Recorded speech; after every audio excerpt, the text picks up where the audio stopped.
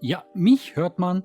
Im Hintergrund hört man diese wunderbare Musik, die man hört, wenn man direkt live reinschaltet in die Guerillia Collective. Und ich bin wohl so spät dran, dass es sogar schon losgeht. Help! Starten wir direkt rein. Erstmal guten Abend, lange Niese. Lange Sellend. Boah, ich habe mich glatt verlesen. Sorry. Schön, dass du uns folgst. Und herzlich willkommen, dass du eingeschaltet ist. Welcome to the GC for the Guerillia Collective 2023 Summer Barbecue Beach House Festival Showcase. We are bringing the heat that is going to set the tone for things to come during this wild week of gaming events. Okay. I'm your host, J-Dub, aka Justin Woodward, co-founder of The Mix, the Media Indie Exchange, Interrobang Entertainment, advisor on the Black Game Developer Fund, and Black Voices in Gaming. I'm with my lovely co-host, the talented... What a man. Hey, Jay. What's up, Justin? Oh, ich kann, glaube ich, nicht zwischen den Szenen wechseln. Artistically known as Letter J, and I am the founder and CEO of Coexist Gaming. We are starting off this week of gaming showcases and events, which has come full circle with us filming at the Kind of Funny studio in San Francisco. Shout out to the KF team. Some history about the GC. The Guerillia Collective was created due to the fallout of 2020 and no in-person E3. Yo. We decided to come together with publishers, developers, game enthusiasts to organize and deploy showcases, guerrilla marketing style, and add some flavor and style by giving folks a creative jolt this summer. We're definitely giving people that flavor, that jolt. This year is no different. We are sparking. Ich hoffe, der Ton ist soweit okay, aber ich glaube, der ist zu leise, ne? Exclusive game drops, reveals, updates, and developer commentary for their titles. It doesn't stop there. So sollte es besser sein. After this show, we will pass the mic to our friends who will be making some more reveals and drops at the Guerillia Collective Publisher Spotlight Show, featuring awesome new game mit Tiny Build. announcements from Freedom Games, Hype Train Digital, and Tiny Build. If you're in LA, we got some more stuff happening, so it doesn't stop there. In LA, we're going to be invading the scene with 40 new games at Wisdom for a lot, and we have a live stream with our partners Viz and the Completionists. More info at mediaindieexchange.com. And we will also follow things up next week with Black Voices in Gaming and Dames for Games, which highlights Black game developers and women in the game industry. Das ist das Problem, ich muss immer umrechnen mit Pacific Time. Das macht mich jedes Jahr... Guerillia Collective and Media Indie Exchange. Make sure to tune in into our Twitch, Aber ja, subscribe to our YouTube channel. viele davon werden wir ja auch live gucken. And publishers on the stream have Nicht alle. us with the Steam keys from Ich glaube, games in their catalog. Samstag. When you see the following QR code, Samstag grab holen your wir einige phones, nach. take a flick, your chance to grab a great game. We've also teamed up with the exquisite folks at Valve to showcase our stream on their platform in order to support the devs. Be sure to check out the event page on Steam, where you can wishlist, buy, or play the games that are featured in this event. Das kann man auch danach noch machen. Das ist eine gute Sache. Wishlist geht immer. Some amazing sponsors. We want to give a big shout out to all of them for helping us to make this thing happen. Freedom, Hype Train Digital, PlayStation, Raw Fury, Tiny Build, Assemble Entertainment, Akupara, Astro, HeroCraft, Joystick Ventures, Neon Doctrine, Ravenage, Razer, Steam, I was about to say Stream, Yes Bird, Wired Productions, and Experience Studios. Such a mouthful. Yes, Okay. and shout out to our broadcasting partners for shooting this showcase and the developers on the stream. Twitch, IGN, GameSpot, Steam, and Kinda Funny for hosting us. Big up for the developers, always showing love to the devs who are participating and all that have contributed their games and resources to make this thing possible. Yes, they are so awesome. But enough of all that. Let's get started with our first set of games this summer with some undeniable bangers, beginning with a world premiere trailer. Bitte nicht sagen. Bitte nicht. Bitte nicht. Ich hätte es auf die Bingo-Karte schreiben müssen. Bitte nicht. Ach, verdammt. Ich hätte es auf die Bingo-Karte schreiben sollen. Na, egal. Bingo-Karte müssen wir uns auch nachher angucken. Irgendwie hatte ich gerade dafür keine Zeit. Es war hier ein bisschen technisch, ein bisschen wirrwarr, aber das ist halt irgendwie immer. Summer of Gaming kann beginnen mit einem Rollenspiel?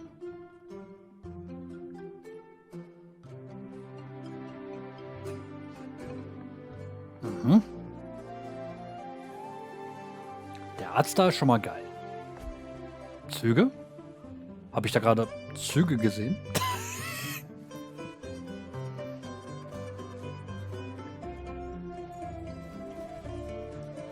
Okay. Rollenspielelemente und Züge.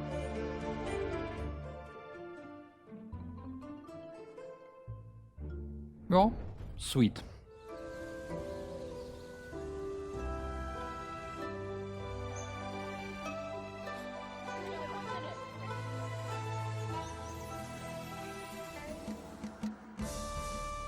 Also wie gesagt, wer jetzt erwartet hier große AAA-Titel, also wie gesagt, die Guerilla Collective ist bekannt für Indie, was gerade schon erwähnt hat. Deswegen erwartet jetzt hier nicht den großen Brüller. Aber manchmal ist hier schon ein kleines Hidden Gem dabei, was dann quasi in x Jahren explodieren wird bei uns in der Timeline oder so.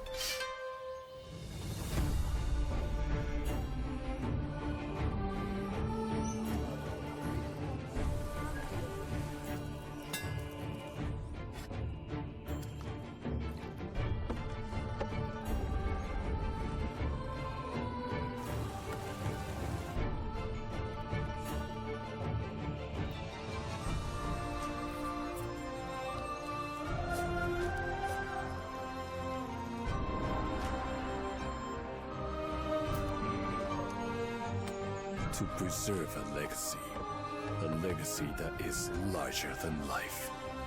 You will need to start a dynasty.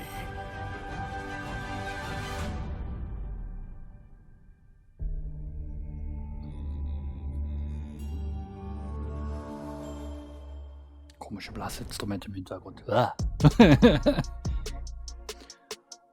Ich hätte mir echt auf die Bingo-Karte ballern müssen. Verdammt. World Premiere. Sie sagen es so Gott sei Dank zumindest nicht mehr an. World Premiere.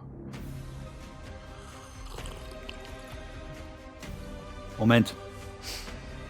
Dieser Krieger hat kein Gesicht. Das Gesicht ist auf der Rüstung. Wie skurril. We were created by man to protect him. Mold his surroundings.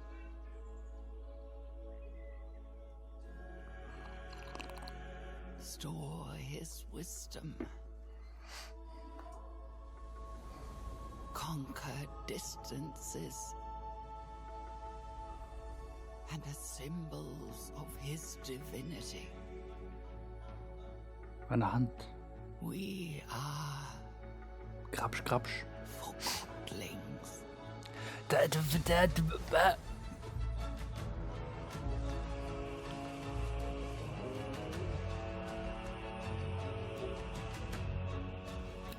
Why?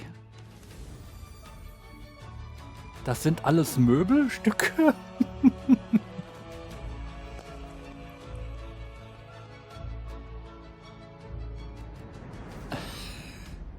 Ich muss echt sagen, das ist schon geil.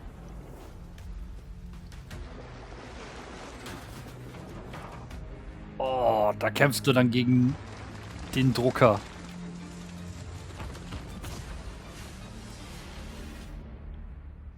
Forgotlings. Ja, ich bin interessiert.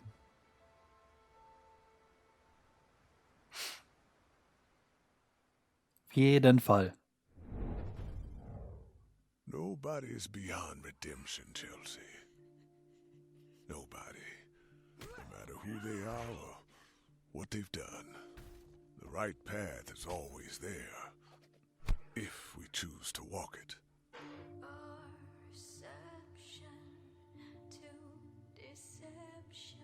I sacrificed my health, my body, my life, everything. Na gut, das ist etwas anderes Cyberpunk-Spiel, ne? What do you want? my employers have a job for you. You ever heard of the Underground Fight Championship? Oh, the game is still being played, Chelsea. You just never realized it because you're only a pawn.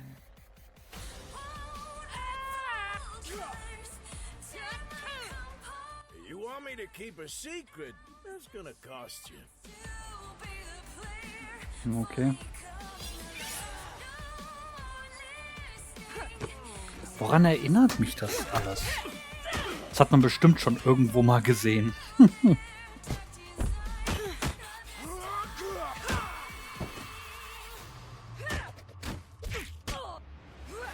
I'm not a pawn anymore.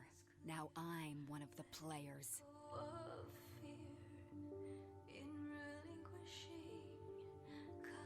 I don't know who you people are, but I am coming for you.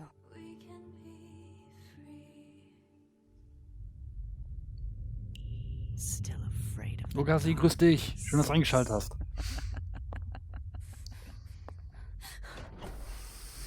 Du hast nicht viele Spiele verpasst. Das ist jetzt Spiel Nummer 3. Oder 4. Evolutus.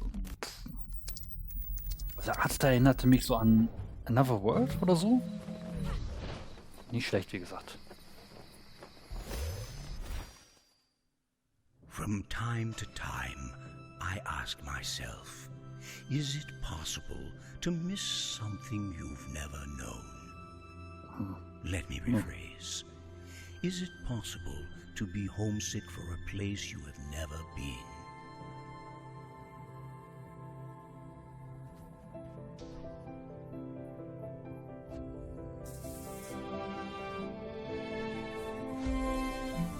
I was born on Earth, but I think I have been homesick for Europa my whole life. Alles klar, Lugasi, dann viel Erfolg beim Gassi gehen und viel Spaß. Bis später.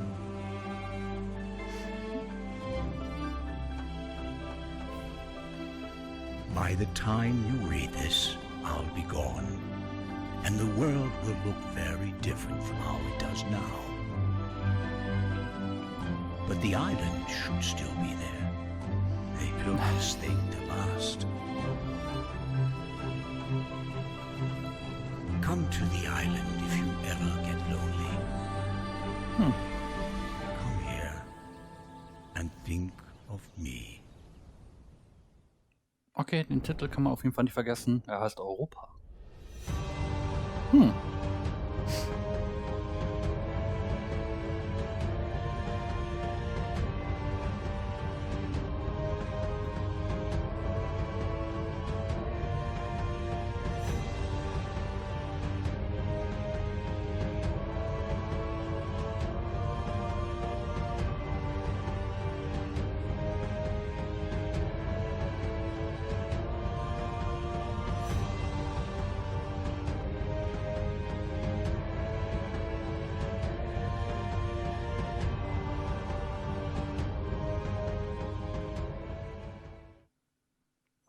Spricht mich nicht an.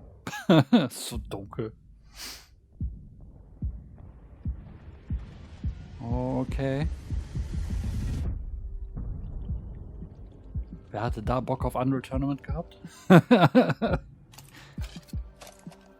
Ich nehme alles zurück. Portale check.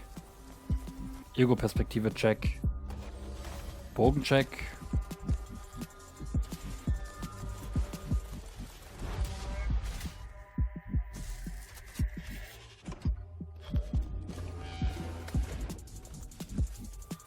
Aber was soll es sein? Abenteuer, Shooter, Koop, Shooter. Es sind so viele Leute auf dem Spielfeld, Shooter.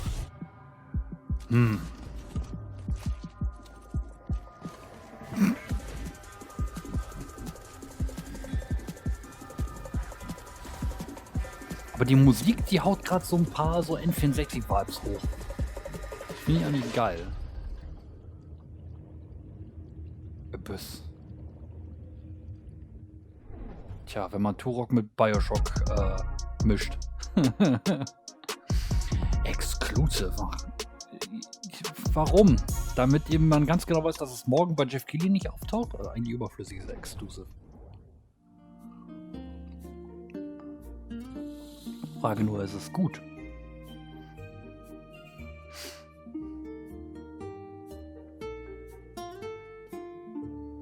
Mhm. Oh, das ist ja wie Paper Mario. Oh, süß.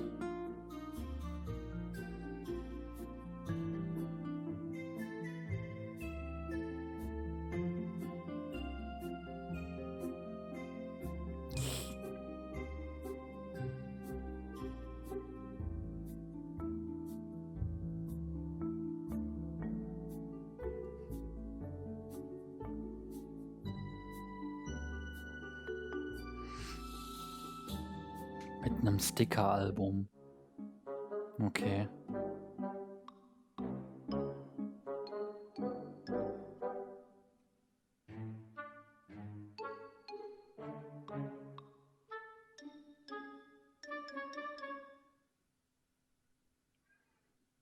A tiny sticker tail. Cool. Hello, Delvling, and welcome to Dwarf Delve, a randomly generated roguelite set within treacherous mines filled with darkness, dangers, and above all else, loot. As a newly recruited dwarf in training, your essential duties will see you scouring the deepest, darkest mines for anything of value. Tin, gold, maybe even treasures of a less common nature. Stepping into the boots of a new Delvling can be tricky. Luckily, each time you risk your beard for loot and make it out alive, you can spend your ill-gotten gains on plenty of new tools and equipment upgrades. Assuming you make it back alive, you can use your new resources to upgrade every element of your gear, or even construct entirely new support items.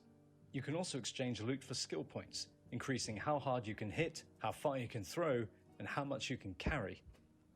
Between your adventures, you'll be able to relax in your quarters. Upgrade your living quarters with a huge array of wallpapers, rugs, carpets, paintings, even new cushions. Here, you can refine ores into crafting materials, purchase new furnishings for your home, and even do a spot of cooking. You might even find special edible ingredients, giving you special perks when you cook them into fully prepared meals. Hat schon ein bisschen starke Ähnlichkeit mit Minecraft. Build flat-packed, newly purchased item blueprints, even following the included Es ist halt nur ultra langsam. Build a rail and minecart network to move your loot around whilst you dig deeper for rarer treasures. But remember, it's best not to get too greedy. These mines are ancient and unstable. One wrong boot could cost you your life. Dwarf Delve was developed with a love of exploration and discovering shiny loot in mind. From sandbox titles such as Minecraft and Stardew Valley to rogues such as Diablo and Borderlands, I wanted to include as many secrets as possible within the environment. From puzzle dungeons to obscure items that would make players come together to solve and build a sense of community. The experience is constantly evolving, and I look forward to raising up our battle mallets together very soon. Also quasi, wer nur Werkarbeit machen möchte ohne Gegner. Nicht schlecht. Humanity's thirst for knowledge led to our greatest triumph and our ultimate downfall.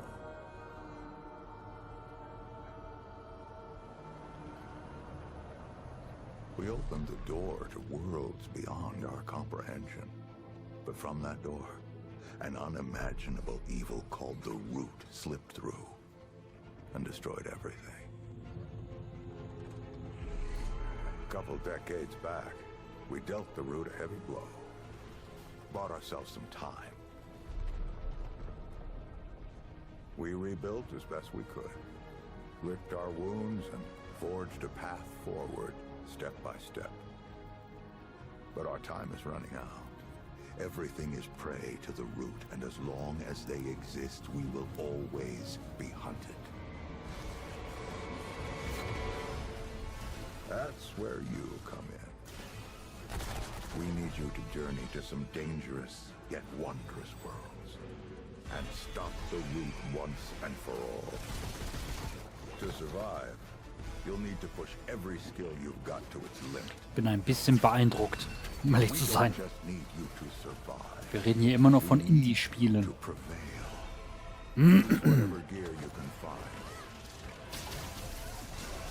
Modify your weapons. We've what you can scrounge up in your travels. And be smart. Bring the backup you need. We're counting on your travel. Stop this infestation before it extinguishes the last flickering flame of humanity. If you fail, well, let's just say failure isn't an option. Wie in jedem Our Spiel. future is in your hands now. Without you, everything we know and love will fall to ash.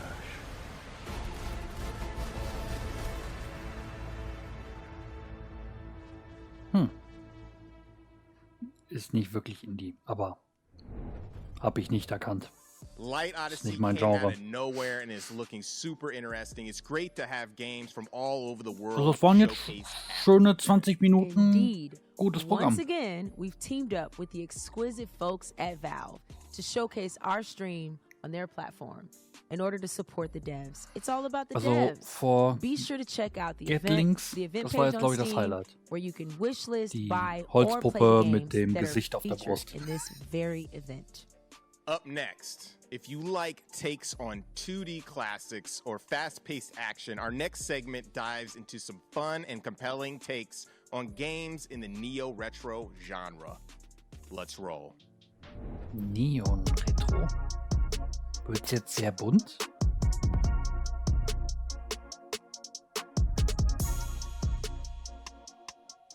Oder neu? Neo?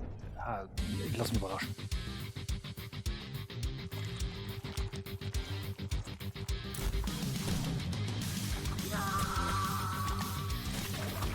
Oh, den Trailer habe ich gesehen. Ne, Contra-like.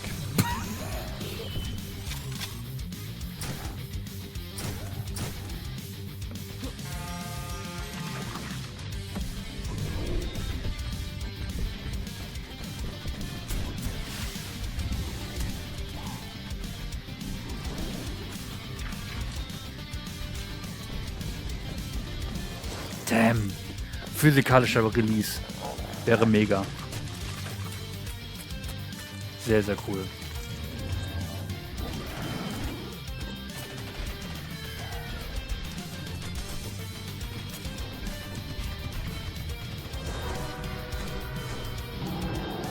Oh ja, wieder Züge.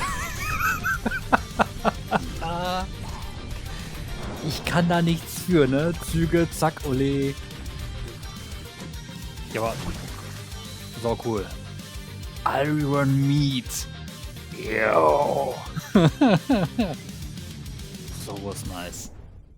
Das ist schon eine geile Sache. My name is Jacob, also known in the community as Hipshot, and I'm the creative director here at Couchschau. In this video, I will in part explain how Hammerwatch 2 differs from our previous titles, the original Hammerwatch from 2013 and Heroes of Hammerwatch from 2018. I won't dive into everything different because it would be a video too long, but I will pick out a few major features. As you might know, the first game is a simple fixed hack and slasher, and Heroes of Hammerwatch is a roguelite with randomly generated levels. And now with the sequel, we are going for a more open-ended action-adventure experience. The first big thing is of course player classes, the characters that you play as throughout your journey. They are very simple in the first game and you only have few active and a few passive skills. In Heroes of Hammerwatch it was all expanded with more variation, different damage types were added and various tweaks to all of this of course. With Hammerwatch 2 we cranked that up with tons of active and passive skills, which themselves have cool sub-skills. And all classes now have a range alternative if they had none in the previous games. So it's actually possible to make an entirely ranged paladin in Hammerwatch 2, no shield, no sword, but whatever class you pick still needs items and gear. In the first game we really didn't have Erinnert ein any bisschen an items and gear. We Hammerfall. had a few permanent upgrades, but that's kinda it. In Das hat mir Heroes bei denen we added Spaß collectible gemacht. items with great variety. That might change the game experience quite a bit. For Hammerwatch 2 we have made a system more similar to bigger action RPGs, where you collect items Wies in und die your Bäume inventory that gehen you can richtig equip, ab. sell or just throw away. You get the items from fallen enemies, hidden secrets, solving quests or buying them from some store, or you can even craft them. gear and equipment have different randomized stats and features. Some other items are made for crafting purposes, some items are made to be used once, some are made for quests, and some are just useless. Speaking of quests, where we had very simple missions in both previous games, like finding those planks or that prison button, we now have a fully fledged out system with dialogue, different choices and rewards. Quests can be completed in various ways and can become very advanced. Most quests you get from non-playable characters roaming around in the beautiful world of Hammerwatch 2. And while we're on the subject of world and levels, the first game had a very linear design path where heroes had a generated level system that changed every time you played. In Hammerwatch 2 we have made a sort of a mix of that, with some designed levels with randomized features in them, or levels generated from some kind of prefab composition mix. And for the first time you will now have a huge outside world to explore and take in. So those are some of the features in Hammerwatch 2. Take care now and bye bye. Ach, das ist Hammerwatch gewesen. Ich hab's nicht gecheckt. Geil.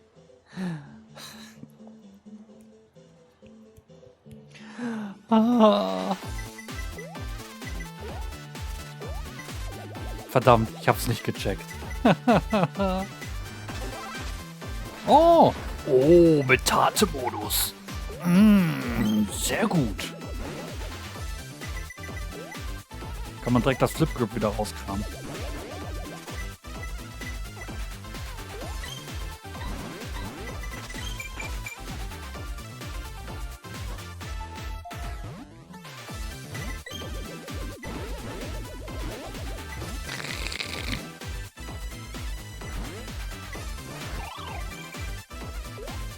Gefällt mir sehr gut.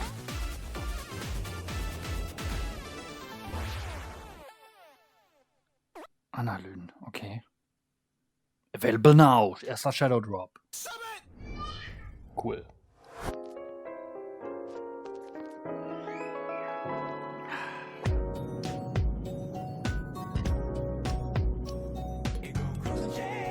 Oh.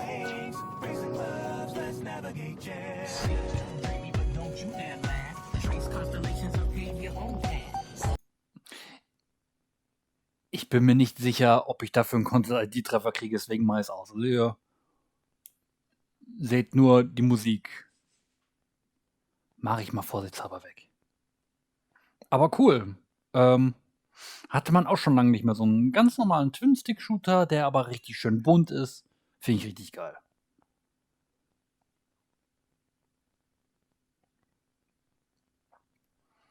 Vielleicht mit diesen ganzen Fähigkeiten und unterschiedlichen Schiffen.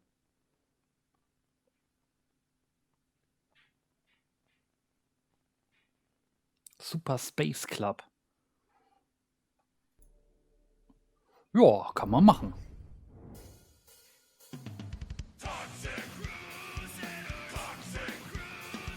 Ist das nicht schon draußen? Ich glaube, wie war das? Basierend auf einen Cartoon oder so? Ich bin da leider nicht ganz drinne. Ich habe es noch auf Twitter gesehen, wie da ab und zu mal was reingerutscht ist mit dem Spiel.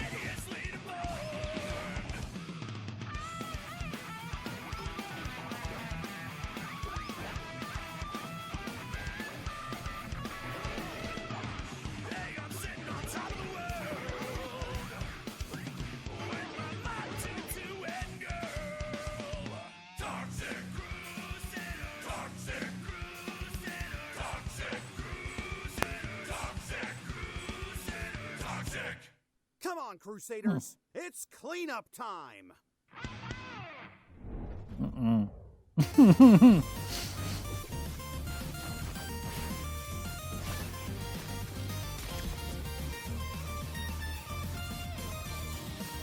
Ist das ein Koop-Mega-Man-Spiel?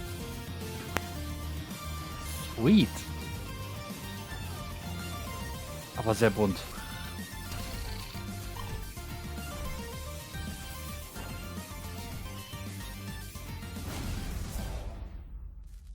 Ach so, ja. 3000XX. Hat das 2000XX Koop-Modus gehabt? Ich glaube nicht. Ich glaube nicht. Aber naja, wieder World Premiere. Mal gucken, was kommt jetzt.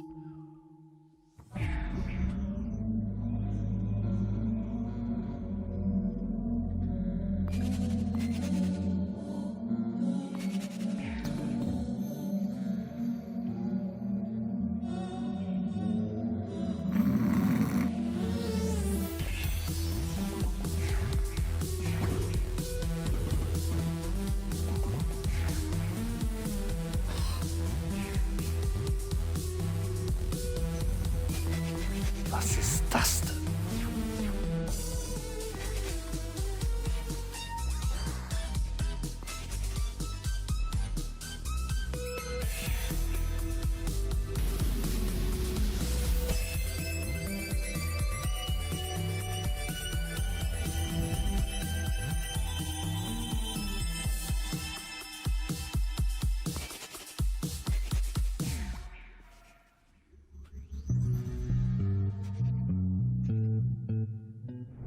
Lexima. Okay. My name's Dynamite Anton. I'm a destruction worker. Some people call me the Dynamite Man. Das habe ich auch bei Twitter gesehen. Vario lässt grüßen. Cheesecake, guten Abend. Schön, dass du eingeschaltet hast. You know, I used to be an exterminator. Sieht sehr verrückt aus. Ja. Also ein bisschen Variolent für den Virtual Boy lässt grüßen, ne? Nur in Farbe. Wie der da sitzt so. Ja, war ein beschissener Job. And then my roommate would just tell me, you smell like shit. You know, kids always come up to me and they're like, hey Anton, say the line. Anton, say the line. And I gotta go.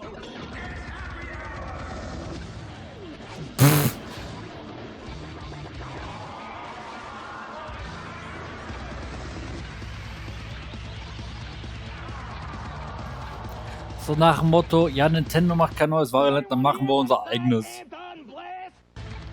It's time to paint the town red in Anton Blast, an explosive adventure coming soon to Steam and Nintendo Switch. Geil. Dieser Trailer ist so mega.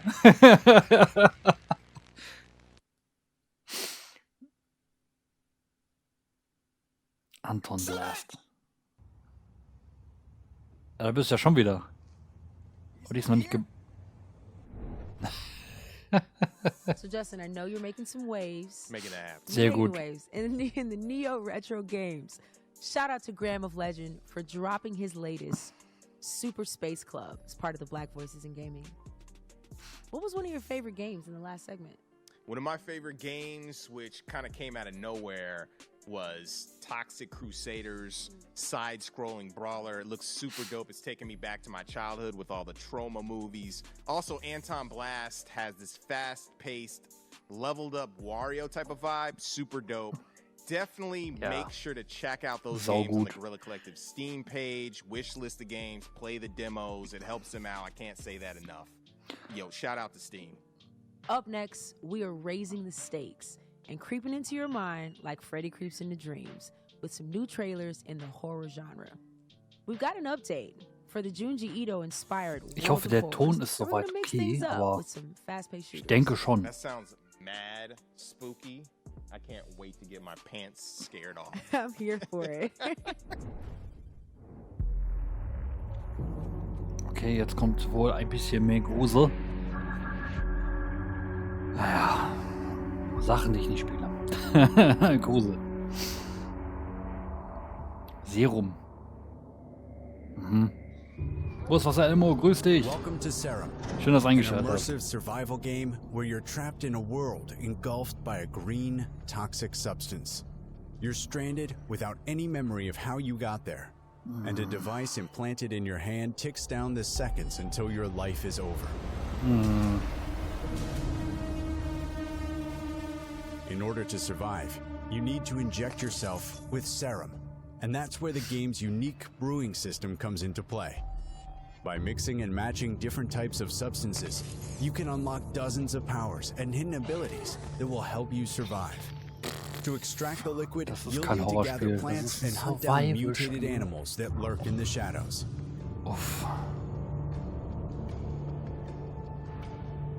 You also find mysterious notes and blueprints left behind by someone that has been there before. Use those to craft devices, weapons, and deadly traps. Ich kann mit dem Genre auch nichts anfangen. Uncover the truth about the Schönen dark guten Abend. mysteries of this world and prepare for the final encounter. Alone or in Ich a bin jetzt von Horror ausgegangen, aber nö, stattdessen ist es halt wieder ein Survival-Spiel, aber mit einem schönen Feature, dass man sich halt selber Serum einspritzt und dadurch stärker wird.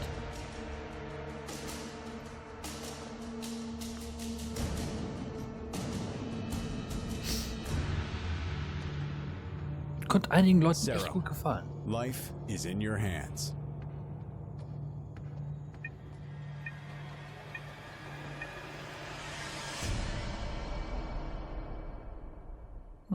Und mit dem Counter, ich glaube, das kennt man sonst so. Hier mit dem Counter kennt man ja sonst auch nicht so. Also das zweite Segment mit Retro, da haben die mich schon ein bisschen abgeholt. Einige Sachen habe ich aber auch nicht erkannt. Hammerwatch 2 nicht erkannt direkt beim Sehen. Ich hätte es erkennen müssen. Habe ich nicht. Mal wieder Hammerwatch 1 spielen. Definitiv. So.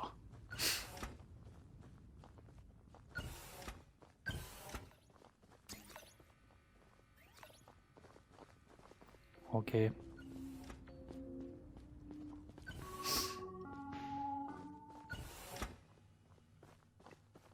Hat mich gerade ganz schön geärgert, okay. Warum ist hier Gras?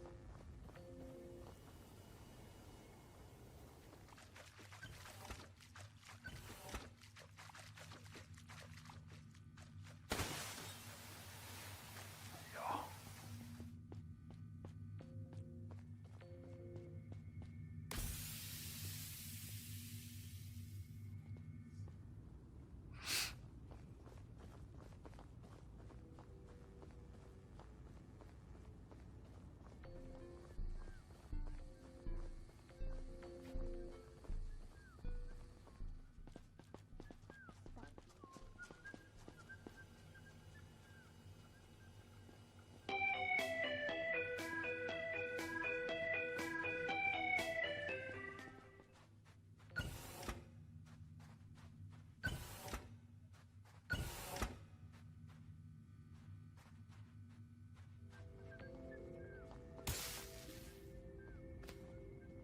Okay.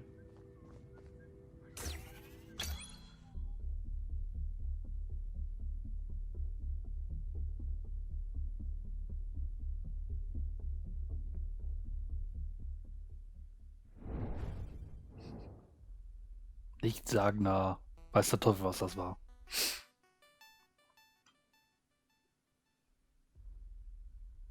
Hm.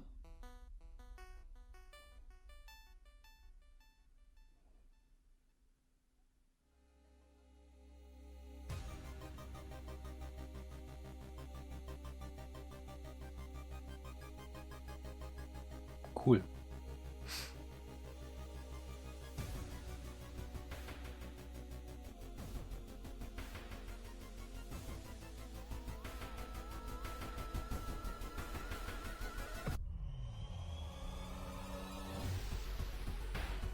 Ich mag die Musik.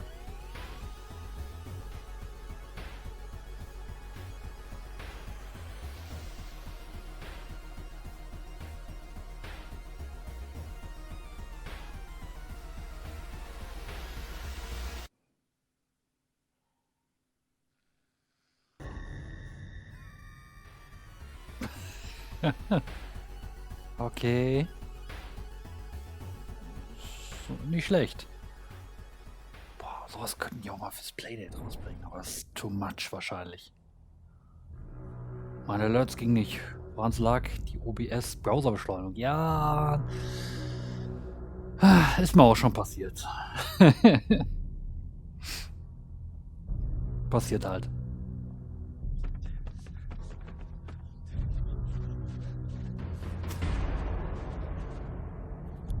Aber World of Horror. Das war auch nicht schlecht.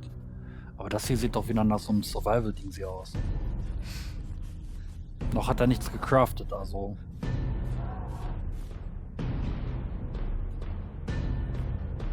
Aber die Grafik ist nice.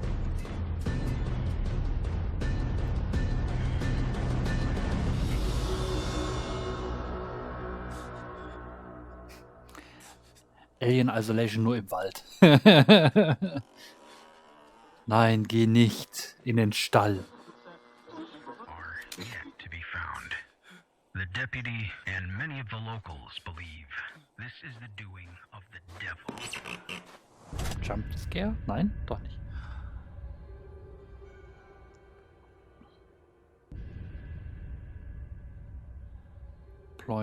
Ploimata. Hi there, I'm Sid, a Ist halt dev and überhaupt metric nicht mein empire. Genre. In our game Battle Shapers, you're playing as Ada, who's reactivated to renegade robot overlords who have taken over the city. Working with what little information you and Ada have, you'll be gunning down hordes of enemy machines in our bot-busting roguelite. Ada is equipped to work all different kinds of cool guns, and if that's not enough, her fist will certainly do the trick. Once you've perfected wielding powerful weapons and abilities, it's time to steal some game-changing powers by defeating these ruthless overlords. Once you beat an overlord, you'll be able to equip and use their powers, unlocking sick new suits and matching gauntlets. But let me warn you, getting these cores will not be easy. The road ahead is full of danger, like corrupted towers and enemies. It's clear these overlords are not playing around. It's up to you to save the city of New Elysium and bring it back to the utopia it once was. Aber es ist jetzt schon das zweite Spiel, wo ich wo ich schon merke, die Entwickler haben damals sehr viel Unreal Tournament oder Quake oder sonst irgendwas gespielt. Und haben Bock auf was Neues. Und dann, es kommt nichts Neues, machen wir halt unser eigenes Shit. Wobei hier bleibt auch ein bisschen abgeguckt bei Mega Man. Ist nicht schlecht.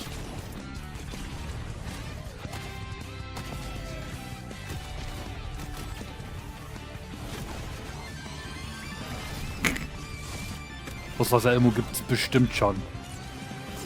Ja, dieses Spiel habe ich entwickelt, weil ich damals die Erfahrung gemacht habe, in einer großen Stadt zu sein und keine Toilette zu finden.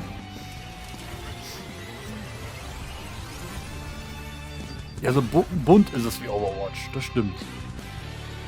Ah, schade, kein Konsolen-Release. Hätte ich mir ja gerne mal für irgendeine Konsole angeschaut.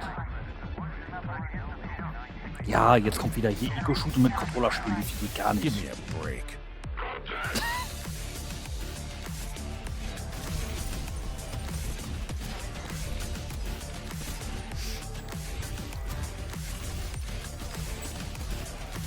Schon wieder so ein Fast-Paced-Shooter. Aber mit Pixel-Optik.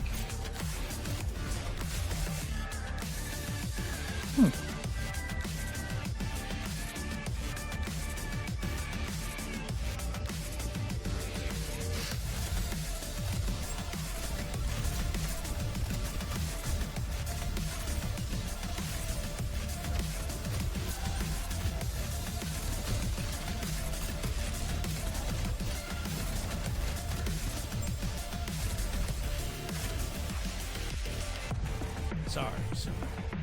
You're not done. Get back in there,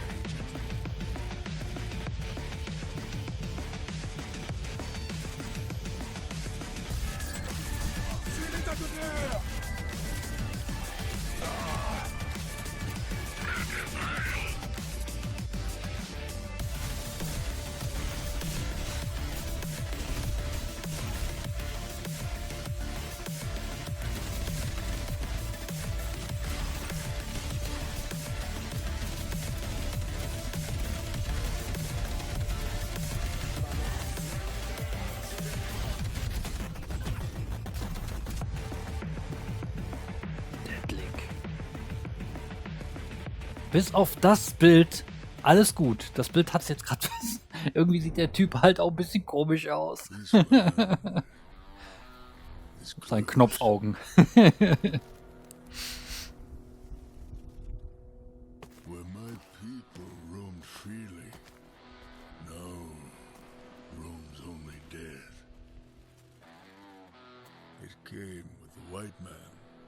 Oh, Züge. Ich wieder mit meinen Zügen, echt.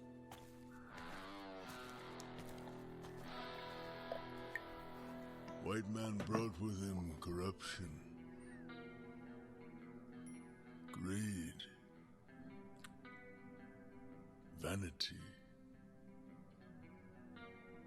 ignorance. He killed on holy ground, and the Great Spirit has abandoned this place. The dead can no longer leave the mortal realm. Restless and enraged, they wander the earth, craving for more Okay. living flesh. Ich habe jetzt gerade echt gedacht, ein Western. Hatten wir schon lange nicht mehr. Und dann ein Western mit Übernatürlichem. Man könnte es auch Turok nennen. Fehlt nicht mehr viel. Light still flickers within you, stranger. Go now. Leave this place. May the Great Spirit take pity on you. May your soul find peace in the spirit world.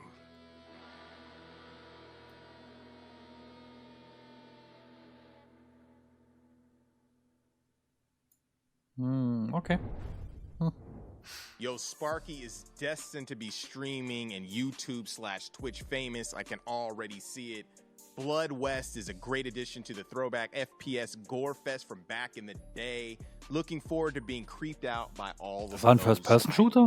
Hat man I nichts mean, von gesehen. World of Horror, we've had that in a couple of showcases. It's been a game changer in the genre. We can't wait for the updated version of that release. Super, super dope.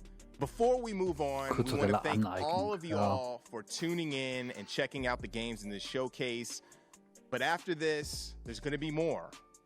We have a showcase with our friends at Freedom Games, Tiny Build, and Hype Train Digital with the Guerrilla Collective Publisher Spotlights. Yes, we do. And also, make sure you check out our mixed merch store to support us. We've got caps, shirts, pins, the whole nine to make you wet with amazing drip. Mad drip. Coming up, we're also going to take you through a tour of various up-and-coming RPGs and titles that will have you taking up epic side quests with style. Grab your maps, potions, the turnbuckle, and your favorite classmate, and let's hop in. Let's get it.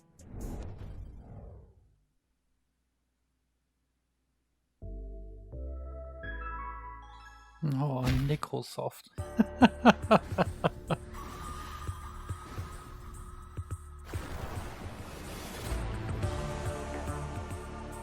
Demon's School. Boah, das kommt mir so bekannt vor. Das kommt mir sowas von bekannt vor. Das wurde bestimmt schon mal gezeigt. Letztes Jahr. So ein quasi Persona-like-Spiel.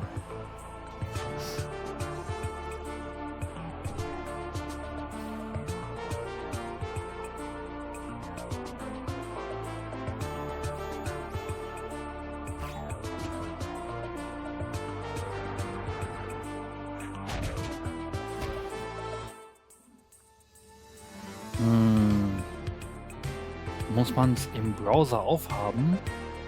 Ich hab's mal gemacht, aber wir haben ja unterschiedliche Sachen. Ne, würde ich gerade auch sagen. Das würde auch sagen.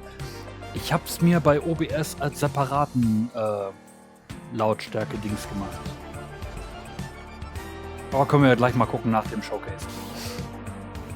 Wie das nochmal war.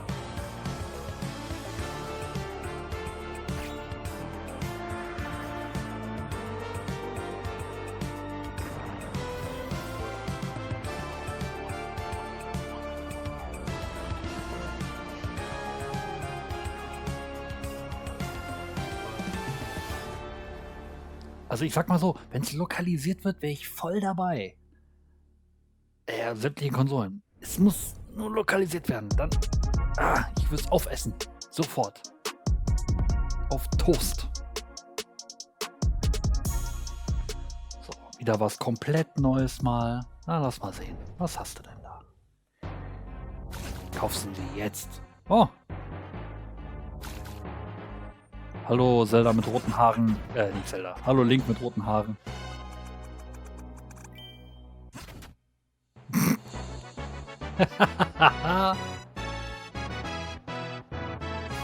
Apogee, okay.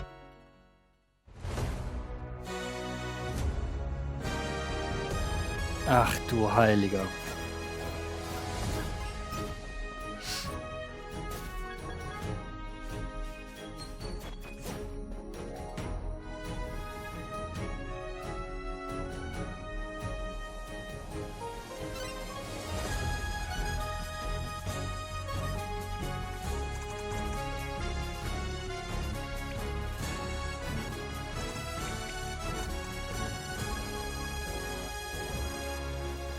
Das ist aber kein Mario.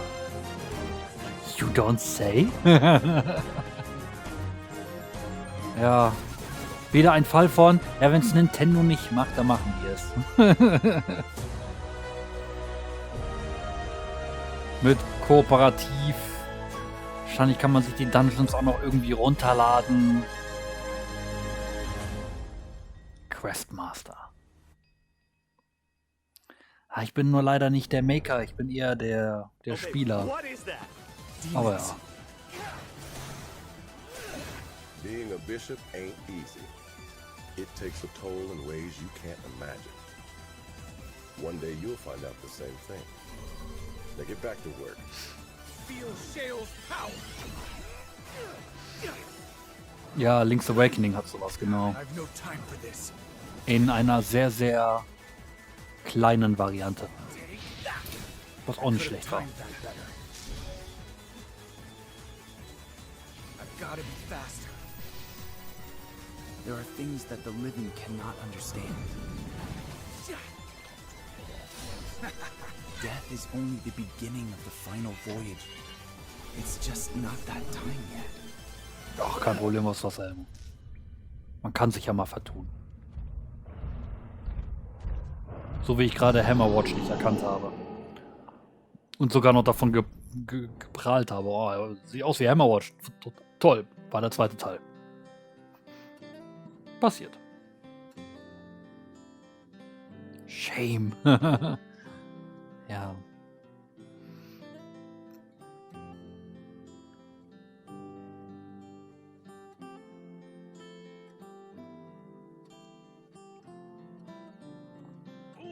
Master of Rails has arrived.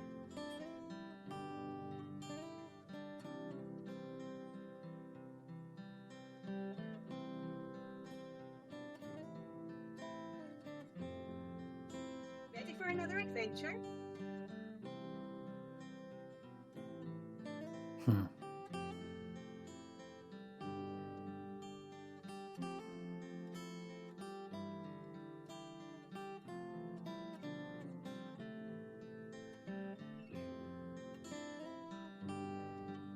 Ach so.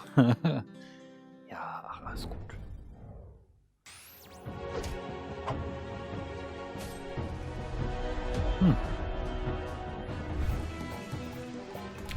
Teil 2. Ja, okay, cool. Ja.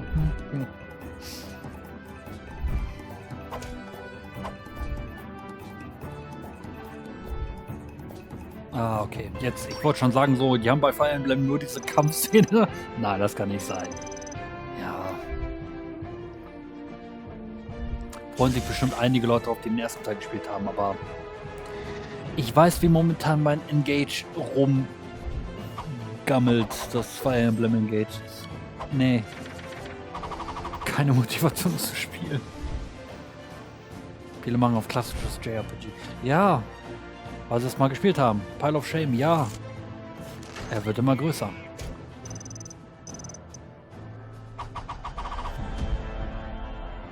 Dark Deity. Deity?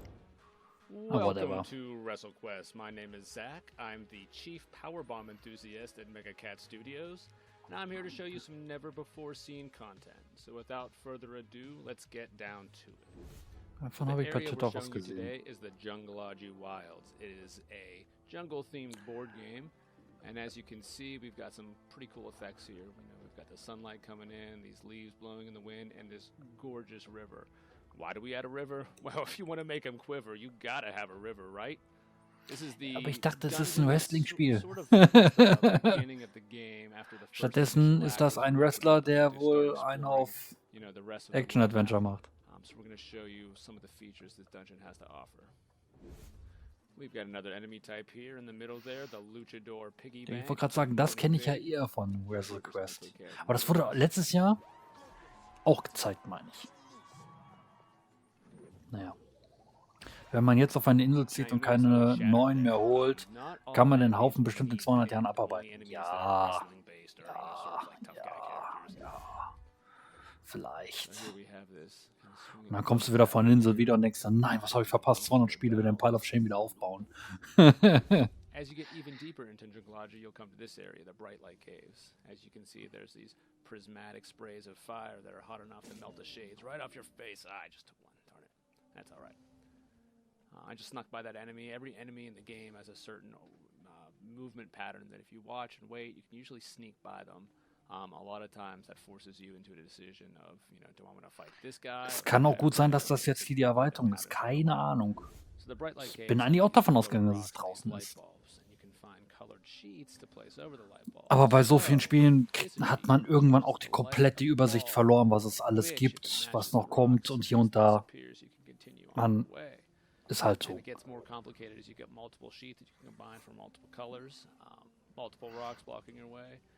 But if you manage to go through everything, there's some unique rewards you can find here.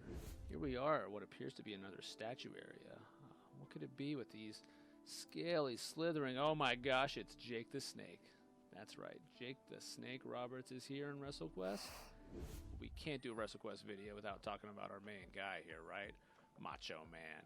That's right, there are multiple Macho Man statues across this gigantic world map, and if you visit them all, you might just get the best prize.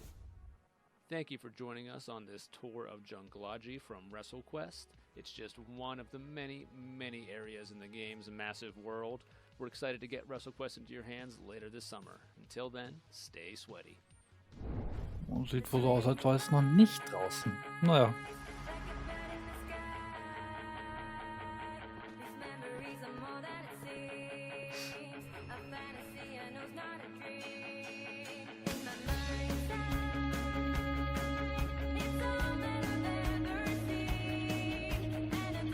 Ich lasse jetzt die Musik drin. Ich war am Überlegen, ob ich sie wegmache, aber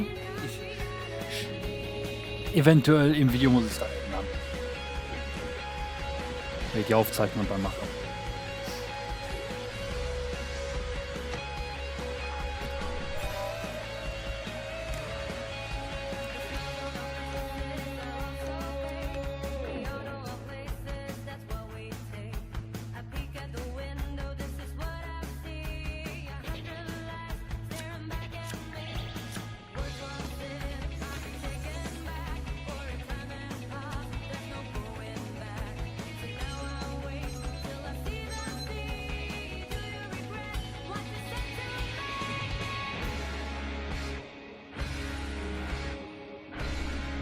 Muss halt sagen, jetzt haut mich jetzt auch nicht vom Hocker.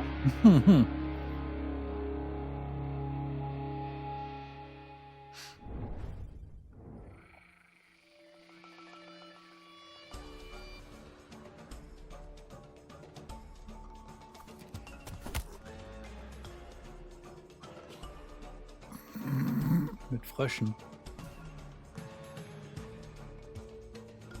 Ein Frosch-Kartenspiel, ja nee, ist klar. Was hatten wir noch nicht? Rollenspiel auf isometrischer Perspektive. Ja, ne, gibt's schon so viel. Ein Frosch. Ja, gibt's eigentlich auch schon einiges. Frosch und Karten. Ne, das gibt's doch nicht. Das sollten wir vielleicht entwickeln. Er ist recht der Frosch. Der da hat eine Pfeife. Das ist ja mega gut.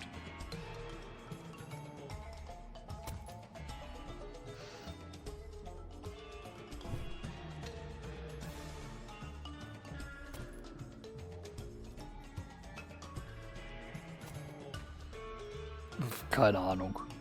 Das ist der Frosch. Der Wind in den Weiden. Keine Ahnung. Toads of Bayou.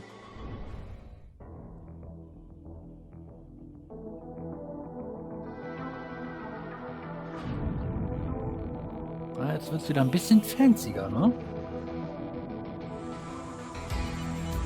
Ich mag Frösche.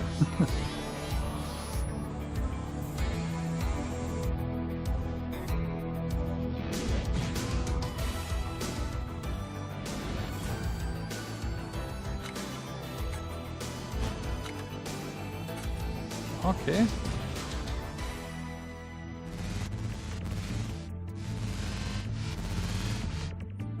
Neon Genesis FRG und grüßt gerade. Aber ordentlich. Gundams, ja.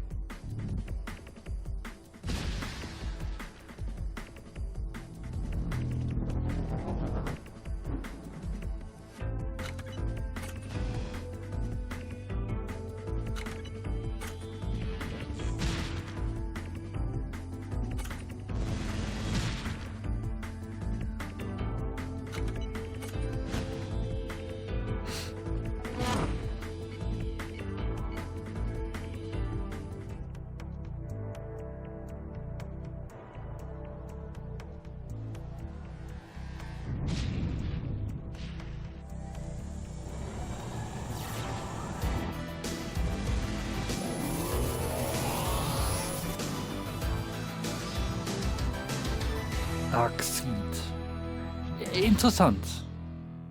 Ich glaube, das packe ich mir doch auf die Wishlist. Da sind schon ein paar Titel dabei gewesen, wo man schon sagen musste, das war jetzt ziemlich geil. Also.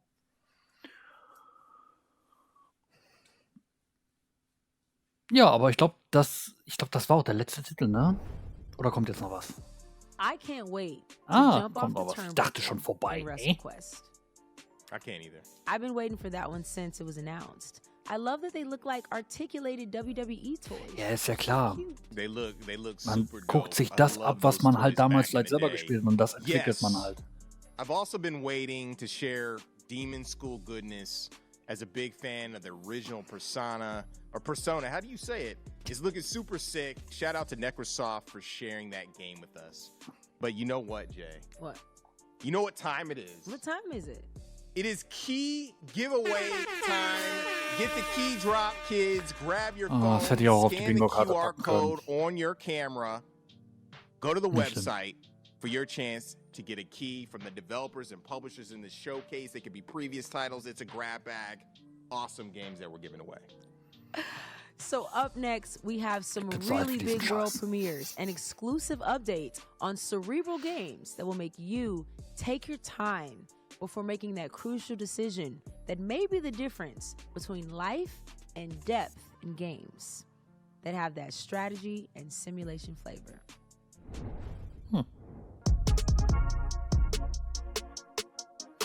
Ohne Flachs, 2 Felder in der Bingo-Karte. Hätte ich schon. Ich hab's nicht gemacht. Ah, Mann, ich weiß nur so. Weil ich es auch jedes Jahr. Ich muss mir echt mal einen Denkzettel schreiben, damit ich es nicht vergesse für Welcome dieses to Jahr. Crashlands. Mann. 2.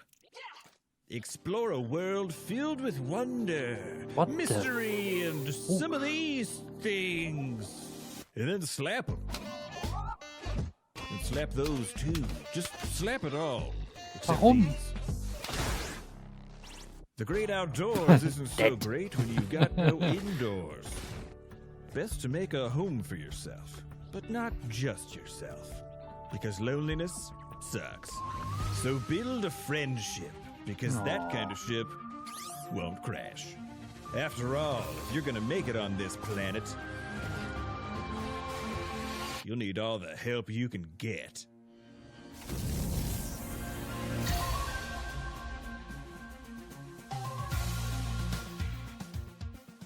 Okay. Ein Netflix-Spiel. Aha.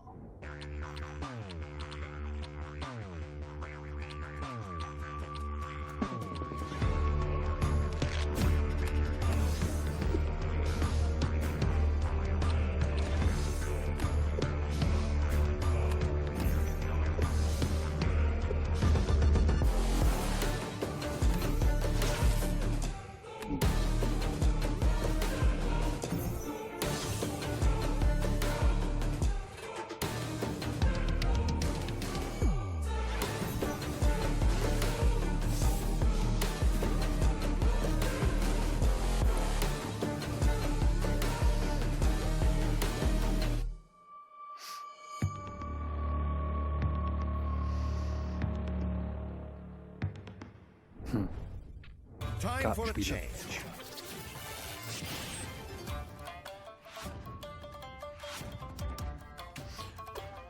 Oh. Wann kommen eigentlich diese Pucks wieder? I don't know. You wanna fight? Can't catch me.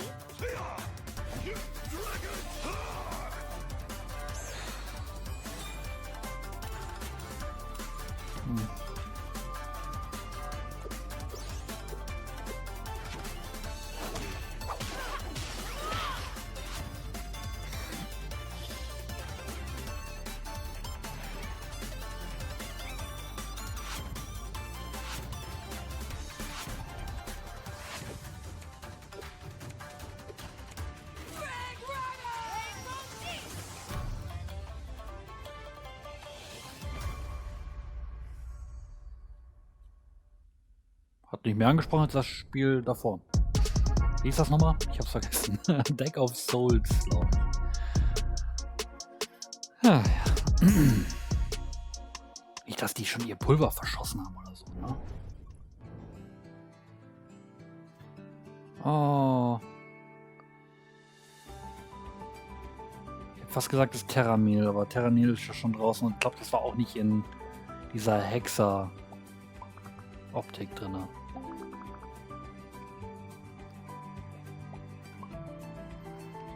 Ach, Moment.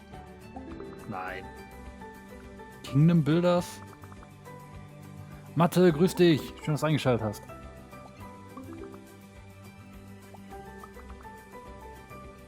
Mensch, ist das eventuell dieses Spiel, was auf einem ähnlichen Prinzip arbeitet? Mit Tieren und so? Nee, okay. Leider, ne? Nein, aber es baut, glaube ich, auf das gleiche auf. Ich habe nur den Namen vergessen. Von dem Brettspiel.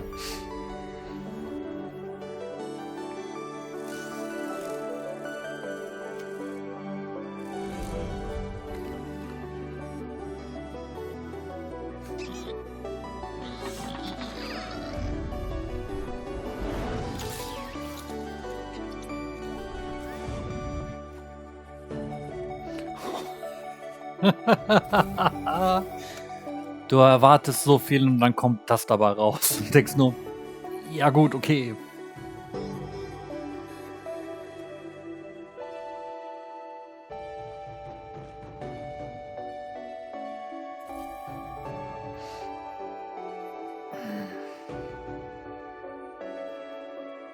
Nivalis.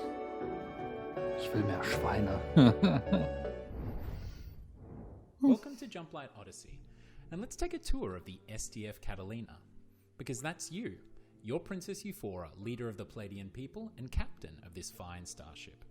From the bridge, we'll be able to upgrade numerous things, activate our holo table, chart our course, jump to other systems, and of course, interact with our division officers at their command centers. But let's go down a deck.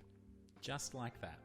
Because in Jumplight Odyssey, you'll be able to navigate all of the decks of your starship using our unique, never-before-seen, incredible cross-sections inspired form of navigation.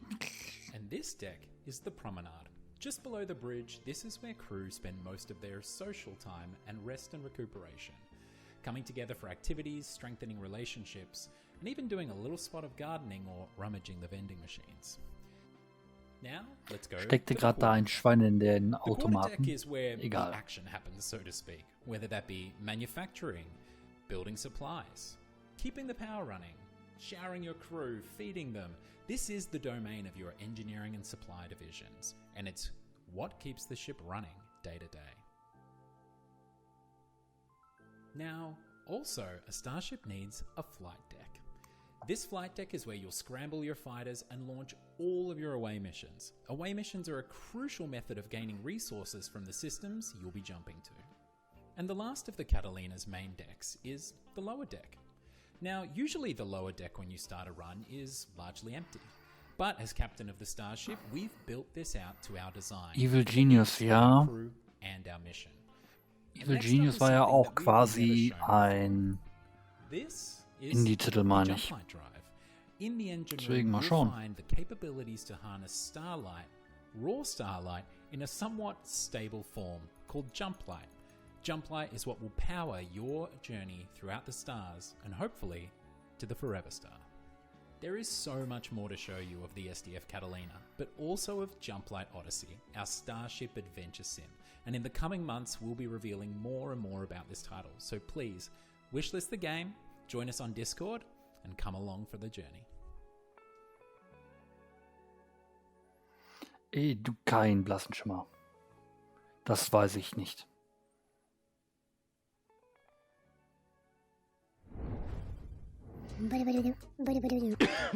Buongiorno, my fellow mobsters and culinary enthusiasts. Welcome to this grand fest known as Dawn Duality. I, your gracious host Dawn, am about to reveal all the culinary secrets was ich denke, ist of this Pizza Connection. madcap tycoon game. Now, picture this. You are the boss of the vibrant restaurant empire, calling the shots in the thrilling underworld adventure. Your mission? Run the show with the style and cook up daring schemes that'll have even the toughest meatball quacking on its sauce. But hold on to your fedoras, ragazzi. Got some cards in the game that'll make you question your choices faster than a chef, pondering whenever pineapple belongs on pizza. When those questionable cards pop up, it's like adding an extra kick of spice to your lasagna. Things are about to get a whole lot crazier, my friends. Listen up, my ambitious pasta slingers. The more criminal activities are done, the harder your suit gets. The police will be sneaking around like a seagull eyed for a seafood. Stay one step ahead of the boys in blue, my friends. You be the maestro of culinary and gangster empire, orchestrating a team, upgrading the territory, Brother A. and ensuring the pasta keeps flowing. Just remember, not everyone can handle 2 chairs. So, my friends, are you prepared to die? For your cause. I was acting. Or was I? Advertise your joint, reel in the hungry crowd, and launder money you get from your gangsters. Just be prepared for the most unexpected surprises. Okay. Greetings, valued employee. Welcome to the Ringo Corporation. It will be your job to sort samples. There is no need to question the samples. I have no doubts that you will give 110%. Ringo appreciates that a rested mind empowers the grind. It will be your job to sort samples. It is your duty to put your money sehr blau. back into the economy. Aber cool. It will be your job to sort samples. The samples are important, and as such, you are important. Put your money back into the economy. Economy. Rested mind, rested mind. There is no need to question the samples. Question the sample.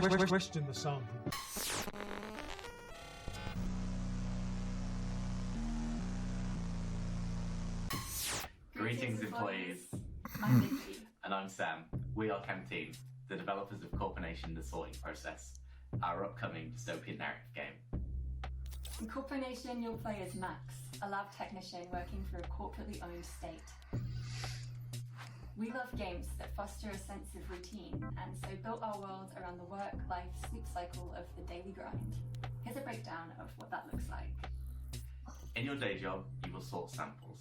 The quicker you organise them, the more money you will earn. But there's a catch. Your manager will change the rules and add complexity. We've tried to emulate the satisfaction of a job well done and the frustration of arbitrary tasks. You might be wondering what you'll do with all the money that you make. The Ringo desktop PC gives you access to the shopping catalogue and pay-to-win games, but your first priority should always be your bills. As you progress through each day, you will uncover the linear narrative through daily news, surveys, and state-designated chat companions. Along your journey, you will find a game world that responds to you in surprising ways. However, your routine will be disrupted when a group of rebels dissatisfied with the system invite you to question your place in the world and uncover the truth behind the samples. There's a spoiler-free prologue for you to try on Steam. We can't wait for you to play Corporation. Thank you for watching. Work hard. Das ist interessant.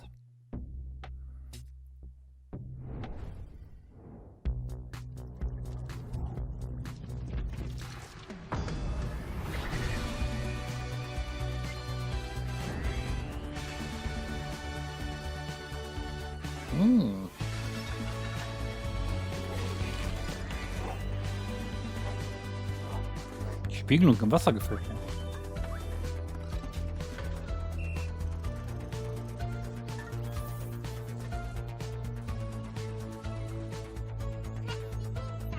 Die 80er leben ja. Definitiv.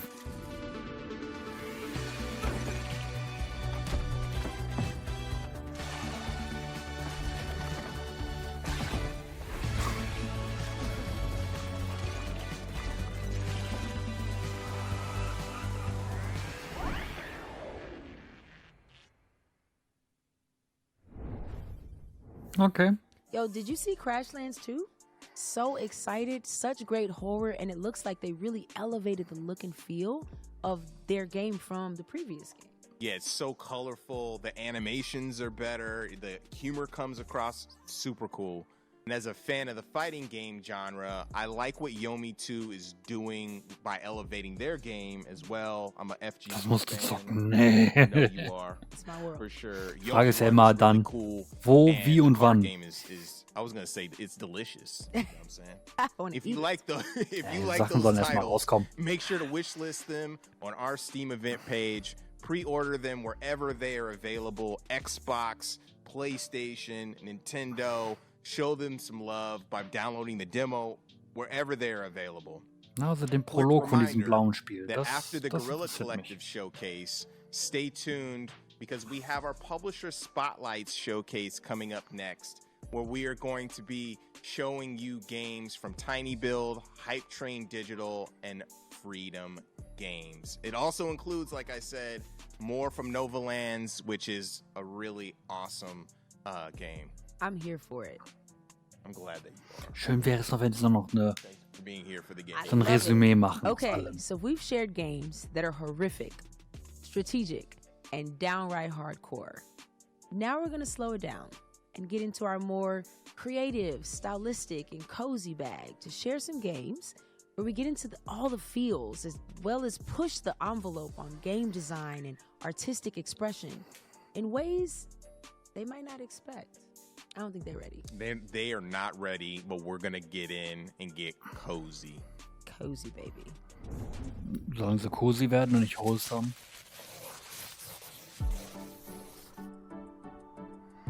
Weil sonst sehen wir ja die Spiele spätestens am Samstag, glaube ich, ne? In der Wholesome Direct.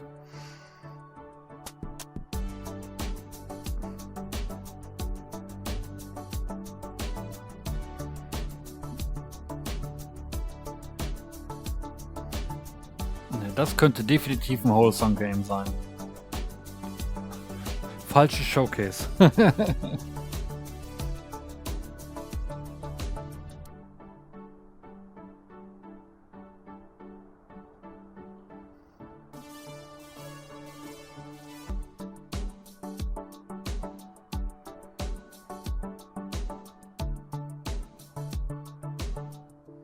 Sticky Business.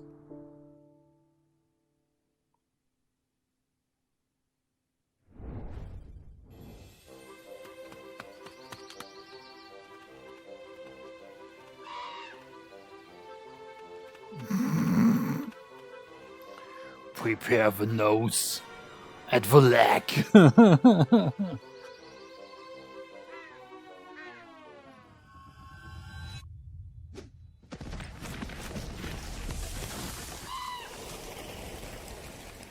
Warum verkloppen zwei Füße einen Arm? Oh no. Sie haben den Arm genommen. Da ist gerade der Vogel umgekippt. Was zum Henker ist das?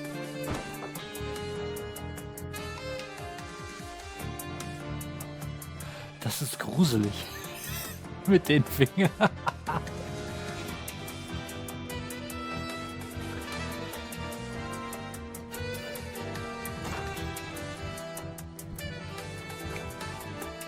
Warum kommt da? Warum Hände? Warum?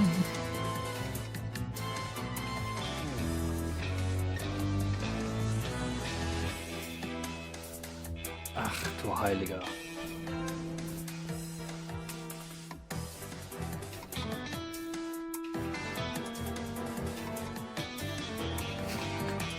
Die Entwickler haben sich bestimmt auch gedacht so, ja, wir sollten auf jeden Fall ein Action-Adventure entwickeln mit einer Spinne. Nee, Spinnen gibt's schon so oft. Dann muss es eine Hand sein. Super Adventure Hand. Oh Gott. Drogen stellen viel an, ja. Wobei sie hätten es auch mit einem Handschuh machen können, aber dann wäre es wahrscheinlich zu nah an Glover gewesen. Ist egal. Sehr creepy.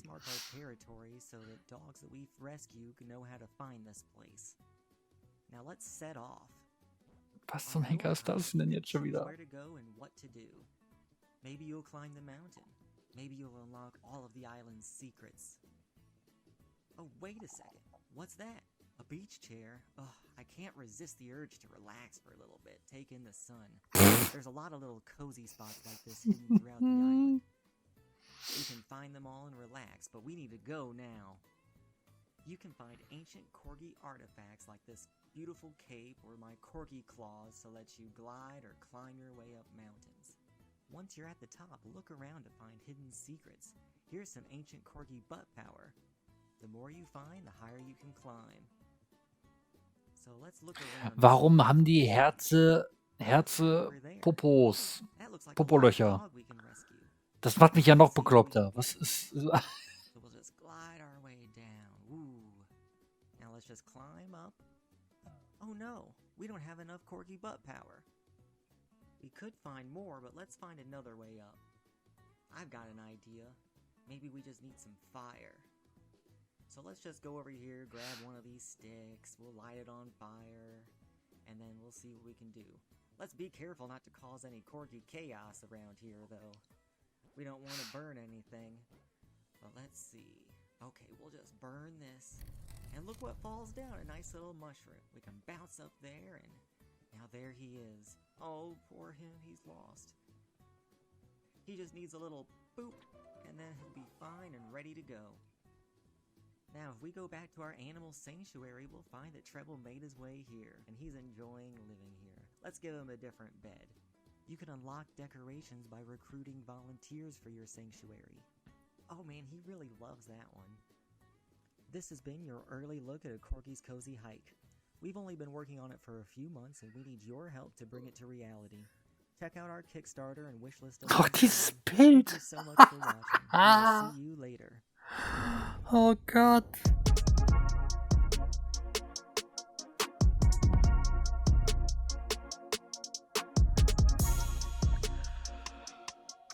Oh boy. Ich werde zu alt für diesen Scheiß. Dezember, 13. Dezember 1985, okay. Providence Oaks. You've probably already noticed it, but our beautiful little lake town is covered in snow. And to answer the question that's on everyone's mind, yes, we will have a white Christmas. Tidy wrapped boxes underneath green branches. What are the chances it's December? The cold wind's blowing through the mistletoe and stockings are floating above the fireplace. Aber es geht jetzt schon länger, als ich dachte. Ne? Ich bin davon ausgegangen, es geht nur eine Stunde, aber... Wobei, hoffentlich machen die nicht 2.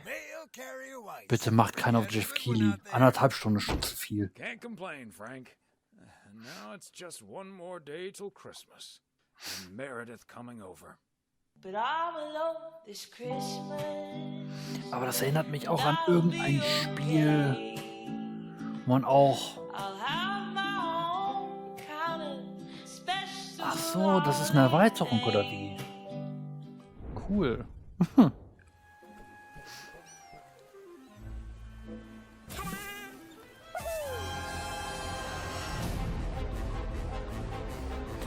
All you can eat go-op, was? Ach du Heiliger.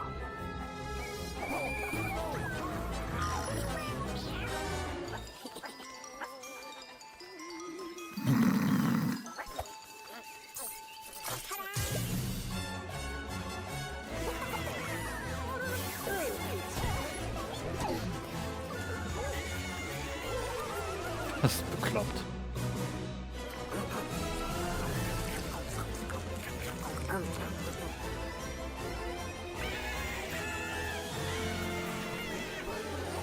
Wie sie schreien.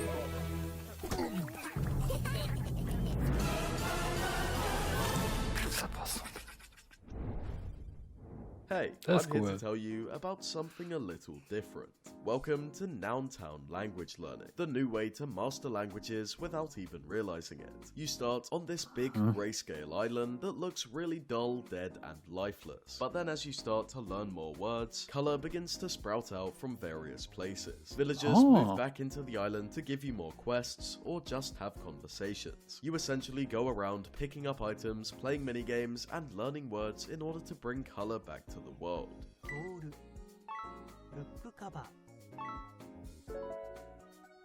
Sanuki. Cool. Diary. 石鹸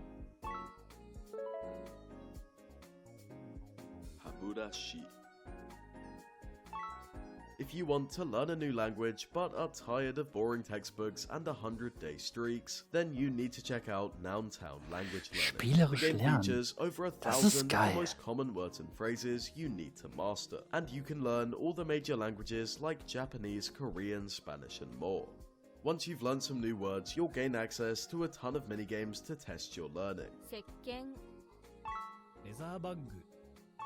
ヒーター。 And when you're feeling a little more confident, there are 16 characters, each with their own personality that you can practice your speaking with, free of the fear of messing up or getting embarrassed. Diary. Sanuki. Spoon. Toiletto paper. Mofu. Tatami. Nountown is available to wishlist right now on Steam, and is releasing That's this cool. summer with console versions out in late 2023.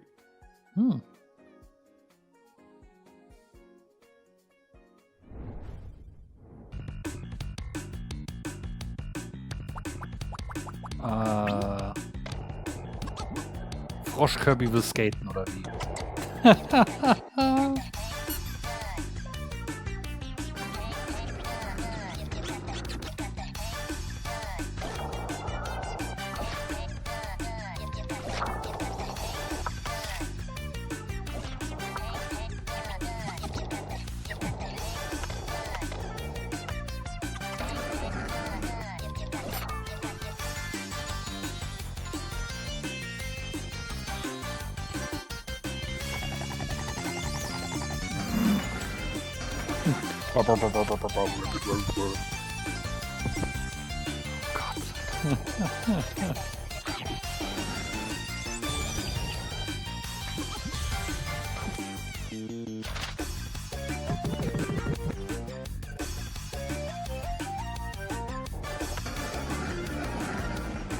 Würde ich nie spielen, aber schön, dass sowas entwickelt wird.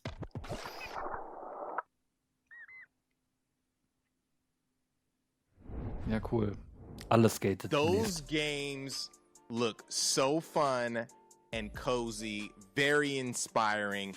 Who wouldn't want to go skating with your homie Ollie the Frog, or thumb your way through some ridiculous shenanigans with Super Adventure Hand? It looks like those classic N64 GameCube style games. Word. And the update to Lake looks super serene and peaceful. I just want to put on my mailman or mail woman Male person outfit and deliver packages. So definitely check out those Froschwitz, games ja. on Steam. Wishlist them. Hatte letztes Jahr Wholesome Games. All the work they put their heart Viele Definitely Frösche. support those devs.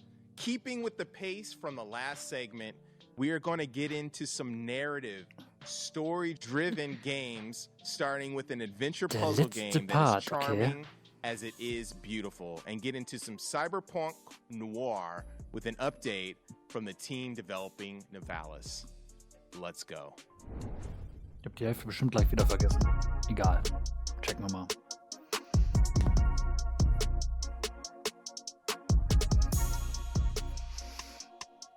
Exclusive.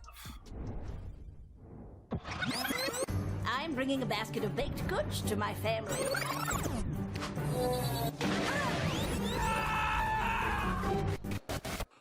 She's not doing any of the things we told her to do. We couldn't have been more clear. She's supposed to be enforcing martial law. You're sending me to jail? I'm a children's birthday party magician. Increasing my sphere of influence. The princess goes missing, and all of a sudden there's a no goblins order? I forget what I told her to do, but I think it involved somebody's pet. I confess, I was smuggling illegal pixie dust inside the dead cat. How do we get it through her thick skull that she's supposed to be listening to us? I am listening. Did you forget I was here again? What? Of course not. Who the hell is that?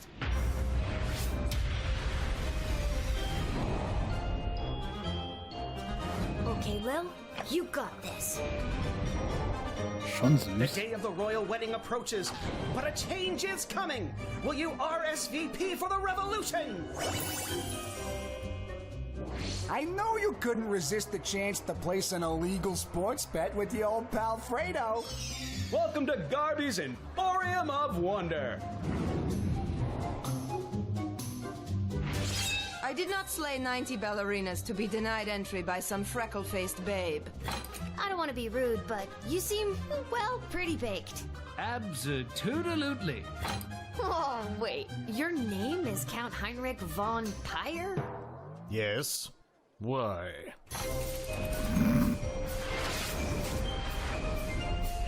And that's all for us here today. Please help control the pet population. Have your gargoyle spayed or neutered. So long, everybody!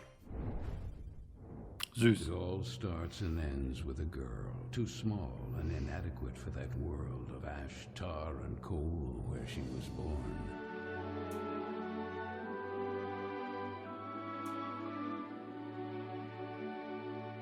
Luckily, even if that place turned out to be very hostile for her,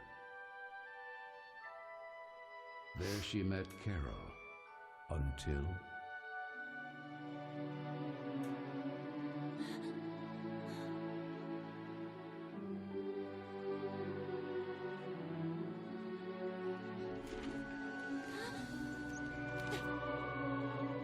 Carol Simmons?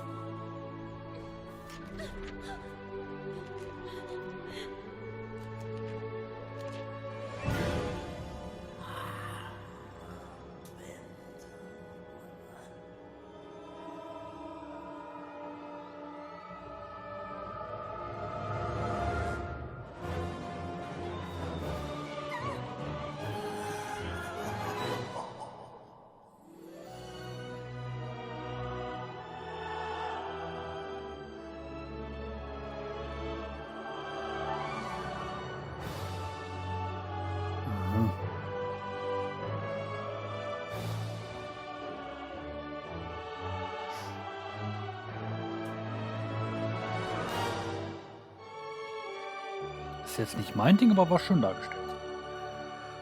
Spielst du Tears of a Kingdom im Stream? Nee.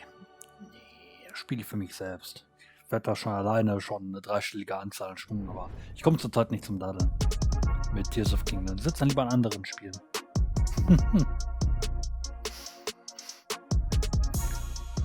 So, noch eine World Premiere. Dann lass mal gucken.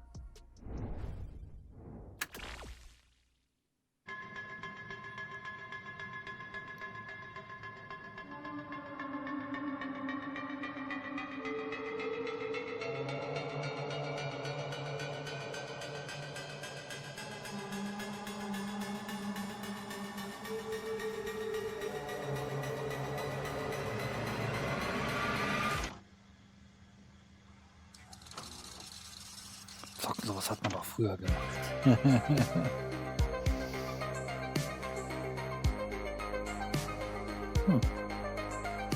Avoid Hope. Boah. Muss ich es mir doch selbst kaufen? Nee, also Tears of Kingdom wäre für ein Stream-Konzept, wie ich es habe, einfach viel zu lang. I'm Mari, I'm the producer, writer, I do some of the programming. I'm Jenny, I do art and I'm in charge of animation, UI, everything visual. Death Trick Double Blind is a non-linear detective game set in a 1950s traveling circus. In this game, players will have to solve the mysterious murder of the star magician before the circus has to leave town by the end of the day. All the evidence and witness will be gone. As we say in the game, it's like a Cinderella story, but instead of chasing a princess, we are chasing a murderer.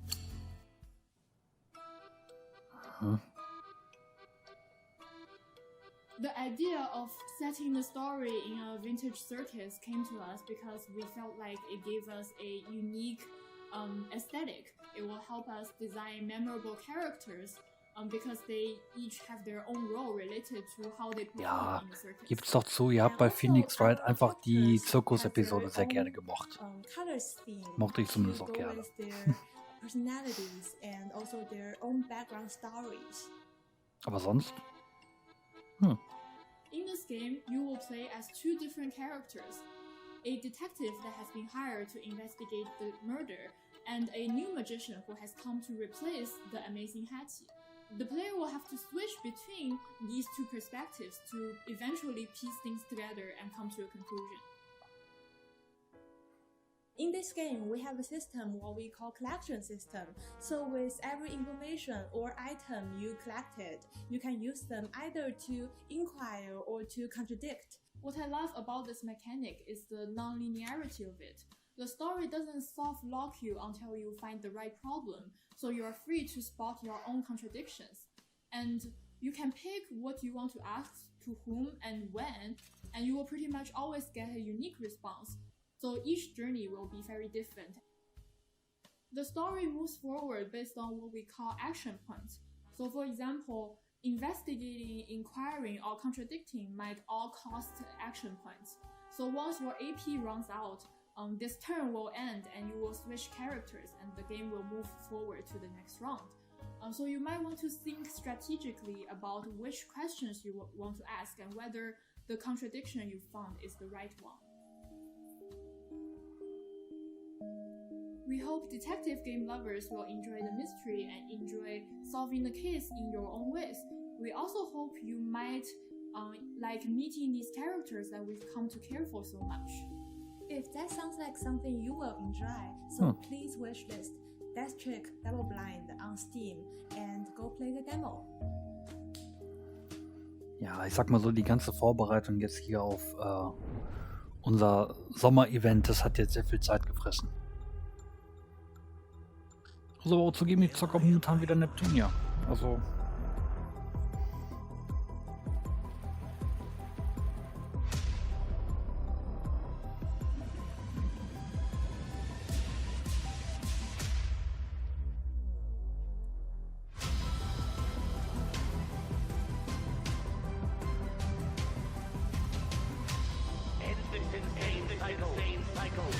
Hat so ein bisschen was, so ein Point-and-Click-Adventure, ne?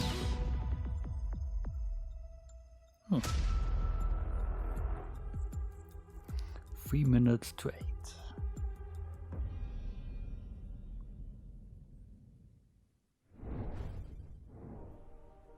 Hi, I'm Marco, creative director at Ironlands.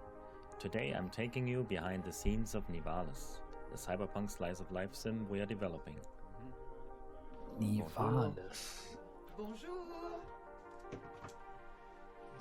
Here we are in Paris at Mocap Lab to do the motion capture for Nivalis. Every morning our actors Christelle and Florian had to be prepped with markers that the Vicon system cameras can detect at up to 2000 frames per second.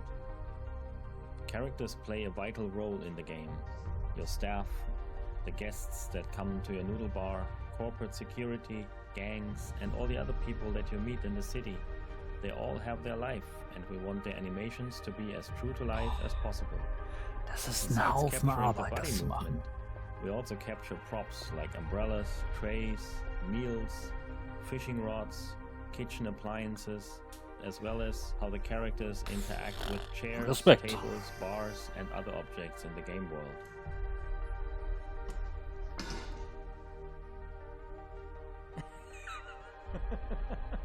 Nivalis is a city that stretches from the ocean to the clouds. The entire city is flooded, crumbling from the pressure of thousands of buildings, stacked onto each other over hundreds of years. Nivalis. Oh. Nivalis residents call it Ist their Nivalis dieses Cyberpunk-Spiel gewesen mit home. Our dem motion capture allows us to form kleinen more Restaurant? complex interactions with characters. As you make friends, enemies, compete with rivals, forge business partnerships, or maybe even find love. Oh. Nivalis is a city full of life, intrigue and mystery. Nee, ich glaube, ich hau's Thank gerade you for joining durcheinander. me on this little tour behind the scenes. You can wishlist Nivalis now on Steam and the Epic Game Store. Wobei, ich glaube, ich habe sogar schon gewishlistet, weil es letztes Jahr so I bet you didn't know what was about to da pop war. off next. I definitely do not. What is that? What is popping off? I don't know if you're ready for it. You got me in anticipation mode. It's time for the final free key grab! Oh my god! Final key grab. Everybody grab your picture-taking apparatus or apparati and snap a picture Wie of nennt man QR denn diese code on your Tröte? screen for an op to grab your Ich muss es mir unbedingt keys. notieren für It's time nächstes for the Jahr. final free key game drop. Yes, get your opportunity. Don't let your ops get the opportunity to grab those keys. And to match that energy, we're going to cap things off with the GC23. We're turning the dial up the tape, Vuvuzela. getting into some action-adventure titles that will Nee, push die your Wu- bonnet war doch keine all the way Vuvuzela, back oder? and blow your slides off your heels. We have a few big exclusives, including a new grime reveal and a cuddly Carnage-style update from a GC alum. Let's go. Signal Gerson. Ja, das könnte der Event sein. Ach, keine Ahnung.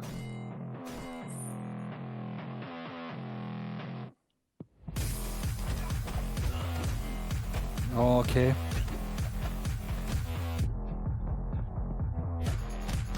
Woran erinnert mich das denn?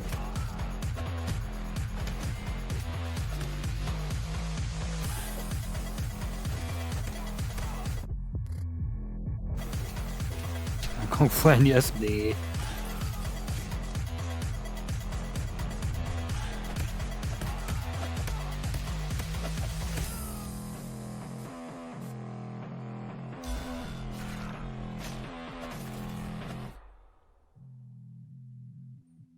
Ja, okay, ich nehme mal das zurück. Kein blassen Schimmer.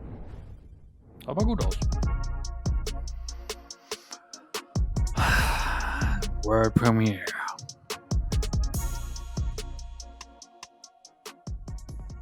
Warum?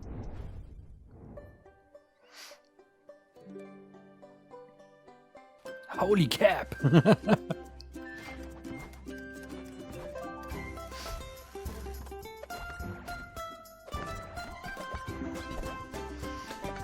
Alles wird besser mit einem Hookshot.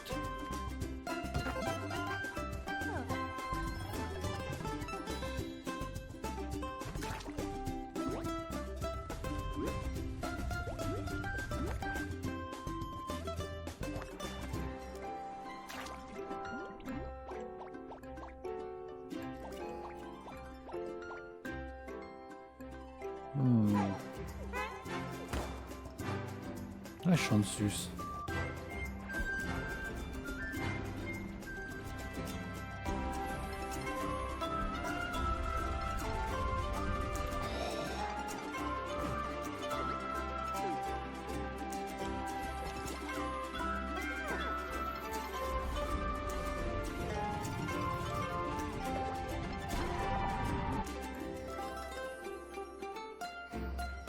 Promenade. Okay. Oh.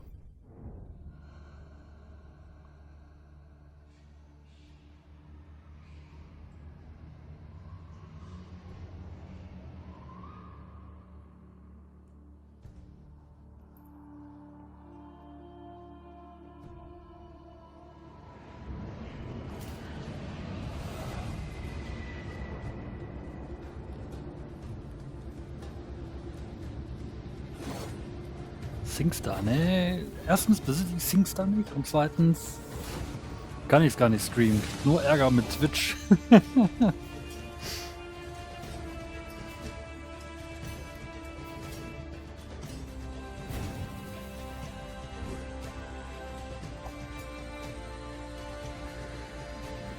Außerdem kann ich verdammt gut in Karaoke sein. Nur Just Dance ohne Ton, ja, genau. Oder Rockband ohne Ton. Mit Mikrofonunterstützung. Ah ja, grüß dich. Schön, dass du eingeschaltet hast.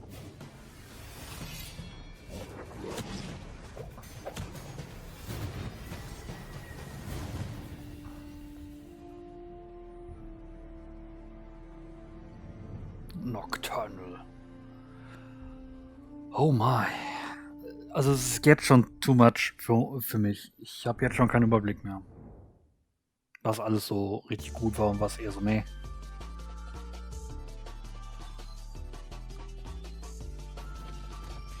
Aber ich bleib dabei, das sind alles Indie-Zettel.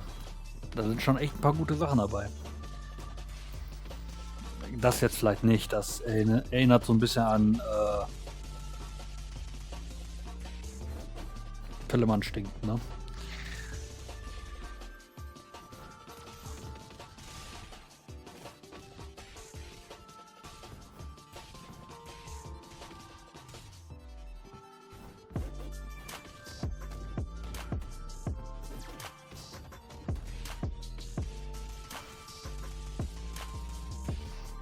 Es fehlt eigentlich am Ende nur noch hier Super Combo. Kennst du einen, kennst du alle. Ja, es ist halt. Gibt nur ganz, ganz wenige Beat'em-Ups, die dann wirklich rausstechen mit irgendeinem geilen Feature. Oder sie sind die. Oder sie sehen halt aus wie die bekannten IPs. Ist halt so.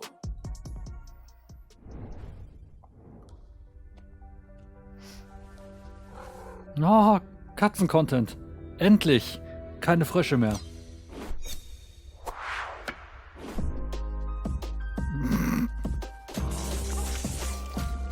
Was mein Gott ist das denn?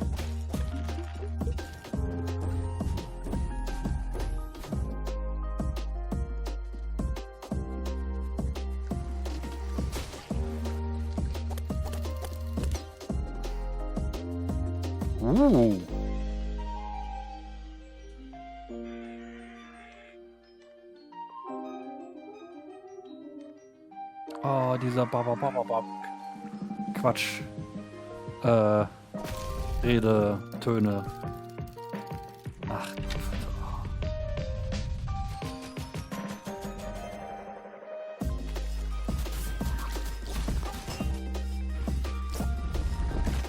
Das ist cool. Hast du mitgeschrieben? Nee, kein Stück.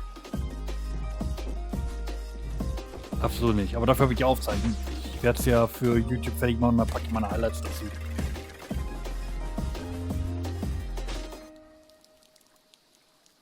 Crypt Custodian oder so.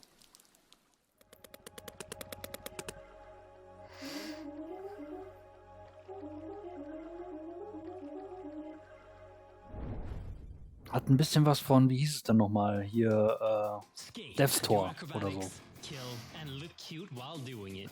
Gory Cuddly Carnage is a foul-mouthed third-person hack-and-slash action adventure. You play as Gory, a cute but deadly synthetic cat on Frank, a sentient, death-dealing hoverboard waging war against an army of mutated toys. Gory Cuddly Carnage is all about speed, violence, and gore. You'll have a host of combat options to decimate enemies in the bloodiest ways imaginable to really amp up the carnage. Skate and slice everything with Frank's built-in razor blades that he loves to use. Next is the slam wheel that will crunch and bash everything that comes in its way. Charge it in the air to unleash some hell on bigger enemies or just slam everything in your path. That's totally up to you. Ja, sehr bunt. Is my personal favorite. The hoverboard is also a rocket launcher. Fire smaller rockets against smaller enemies or just soup it up and go absolutely nuclear, obliterating everything you locked your sight on. Also die Klingen im Skateboard waren ja schon nett, ne? Aber ein Rocket Launcher. Upgrades to cause even more mayhem in the full game. Look at him. He's so happy. You just have to buy gory new things. When you've maimed, slayed, and upgraded your way through a level, everything is of course topped off with an old-school boss battle with all the worst, most mutated, and disgusting toys imaginable.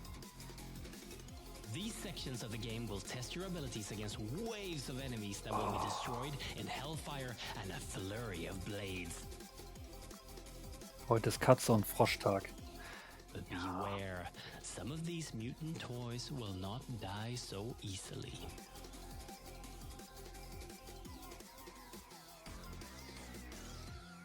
Gory, cuddly carnage will be available in like everything, so wishlist it today.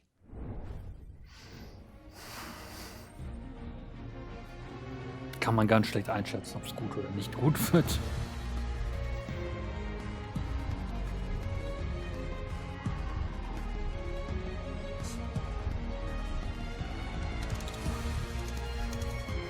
Ja, weiß man nicht, ne?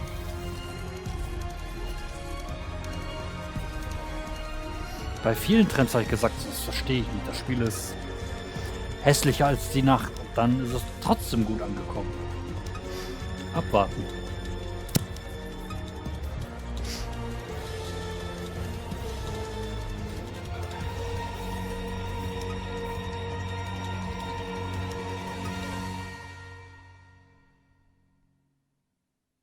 Ogassi, grüß dich. Schön, dass du wieder eingeschaltet hast. Yay! Way forward! Okay. Free Title Update. Ich wollte gerade sagen, das Spiel ist doch auch rausgekommen. Ich habe bei Twitter gesehen, dass die was Neues zeigen wollen dazu.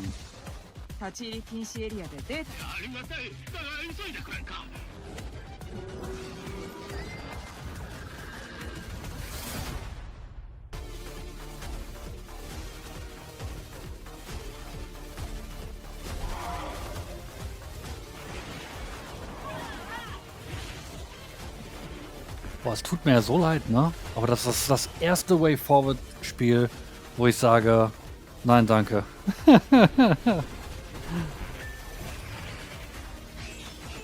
Es spricht mich noch nicht so wirklich an. Obwohl es cool ist.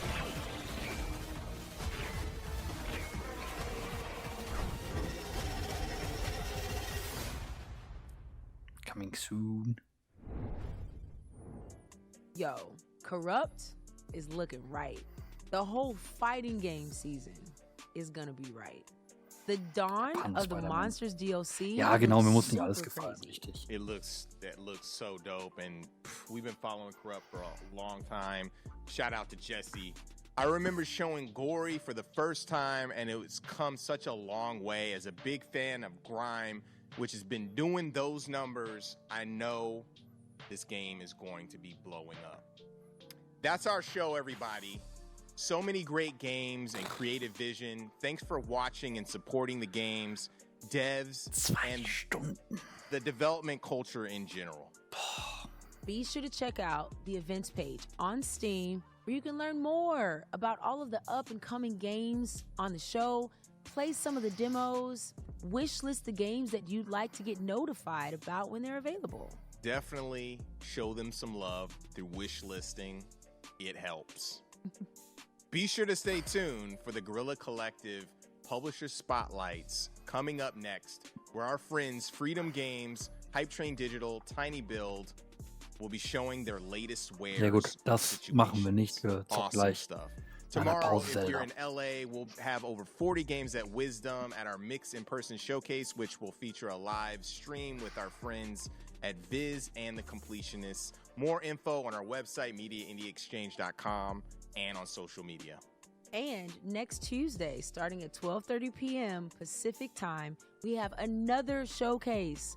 Guerrilla Collective presents Dames for Games and Black Voices in Gaming. Definitely. We'll be supporting Black game developers and women in gaming. We want to give a huge shout out to our sponsors for helping to make this thing happen. That's cool. Freedom, Hype Train Digital, PlayStation, Raw Fury, Tiny Build, Assemble Entertainment, Akupara, Astro Gaming, HeroCraft, Joystick Ventures, Neon Doctrine, Ravenage, Razer, Steam, Yisbird, Wired Productions, and Experience Studios. Much love for our broadcasting partners for supporting the showcase. They're kind of funny. And we also want to thank you for our stream. Couldn't do this without you. Once again, we have to salute the developers. All of them that have contributed their games, their resources to make this whole thing possible. And thanks to our team, Abe, Travis, Joel, Mary, Nap, Matt, Timmy, Joel, Big Bite, you guys and gals, and everyone for tuning in. You are all awesome. Big shout out to you.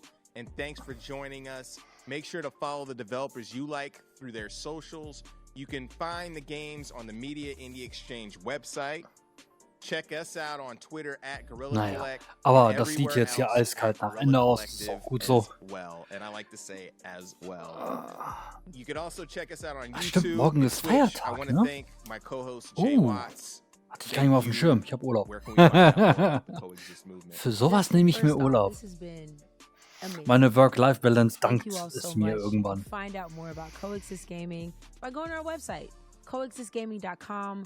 We're on all the socials, Instagram, Twitter, TikTok, all the things at Coexist Gaming. We'd love to coexist with you. We want to give a shout out to Kind of Funny for hosting us. Again, I'm your host, Justin Woodward, head of the Mix, Media Indie Exchange, Black Voice in Gaming, one of the advisors on Black Game Developer Fund. We're out. Peace. Boah, war nett. Schöner Einstieg in den Summer of Gaming, den ich so benannt habe. Kann man, wie gesagt, machen. Ja. Jetzt muss ich nur mein eigenes Setup hier in Ruhe auseinandernehmen, damit wir gleich in Ruhe Zelda spielen können. Ja, wie gesagt, das war die Guerillia Collective. 2 Stunden! What are you thinking? Das ist viel zu viel! Ich habe die Hälfte doch schon nicht auf dem Schirm gehabt. Nivalis mit dem Motion Capture Gedöns, das war richtig, richtig cool zu sehen, dass die halt alles dafür machen für den Titel. Für dieses Cyberpunk Shop Simulations-Moped. Am Anfang gab es noch hier Forgotlings mit der Holzpuppe, wo das Gesicht der Holzpuppe nicht im Gesicht, sondern auf dem Brustkörper war. Das war auch nicht schlecht. Ja, es gab einige. Ich habe wie gesagt, mit 2 Stunden muss man eigentlich schon anfangen, wie gerade schon genannt, Steam aufmachen und dementsprechend Wishlisten, was das Zeug hält. Gab jetzt bestimmt einige. Na, deswegen. Straßenführung Note 5, Auto sowieso, Fahrrad Note 6. Ja gut, Hamburg, Großstadt. Danken ist gerade noch bei 10% Leistung. Ne, aber ich bin gerade überlegen, was war denn noch? Rödel, das Katzenspiel, Crypt und so. Wie gesagt, werdet ihr dann wahrscheinlich noch meine Aufzeichnung sehen, was so meine Highlights waren, weil ich packe ja die ganzen Konferenzen und dementsprechend alle hoch auf YouTube. Aber das war, wie gesagt, jetzt die erste. Ich habe direkt wieder eine Szene zerschossen mit den ganzen Chats. Ich darf es nicht ändern. Ich muss es in Ruhe lassen, sonst funktioniert es nicht. Einfach das eigene Video rewatchen und dann Wishlisten. Da kannst du dann auch Pausen machen. Das stimmt. Also wie gesagt, da setze ich mich dann wahrscheinlich direkt heute Abend dran, damit das erste Video vielleicht morgen früh hochgeht. Naja. Autofahren ist da wie Urlaub. Ja, komm mal nach NRW. Da ist Autobahn für Autobahn Baustelle für Baustelle. Na gut, egal. Ich würde sagen, wir schnappen uns den 3DS. Ich baue um, hol mir einen frischen Kaffee, hol mir frisches Wasser, weil das ist auch schon wieder fast leer.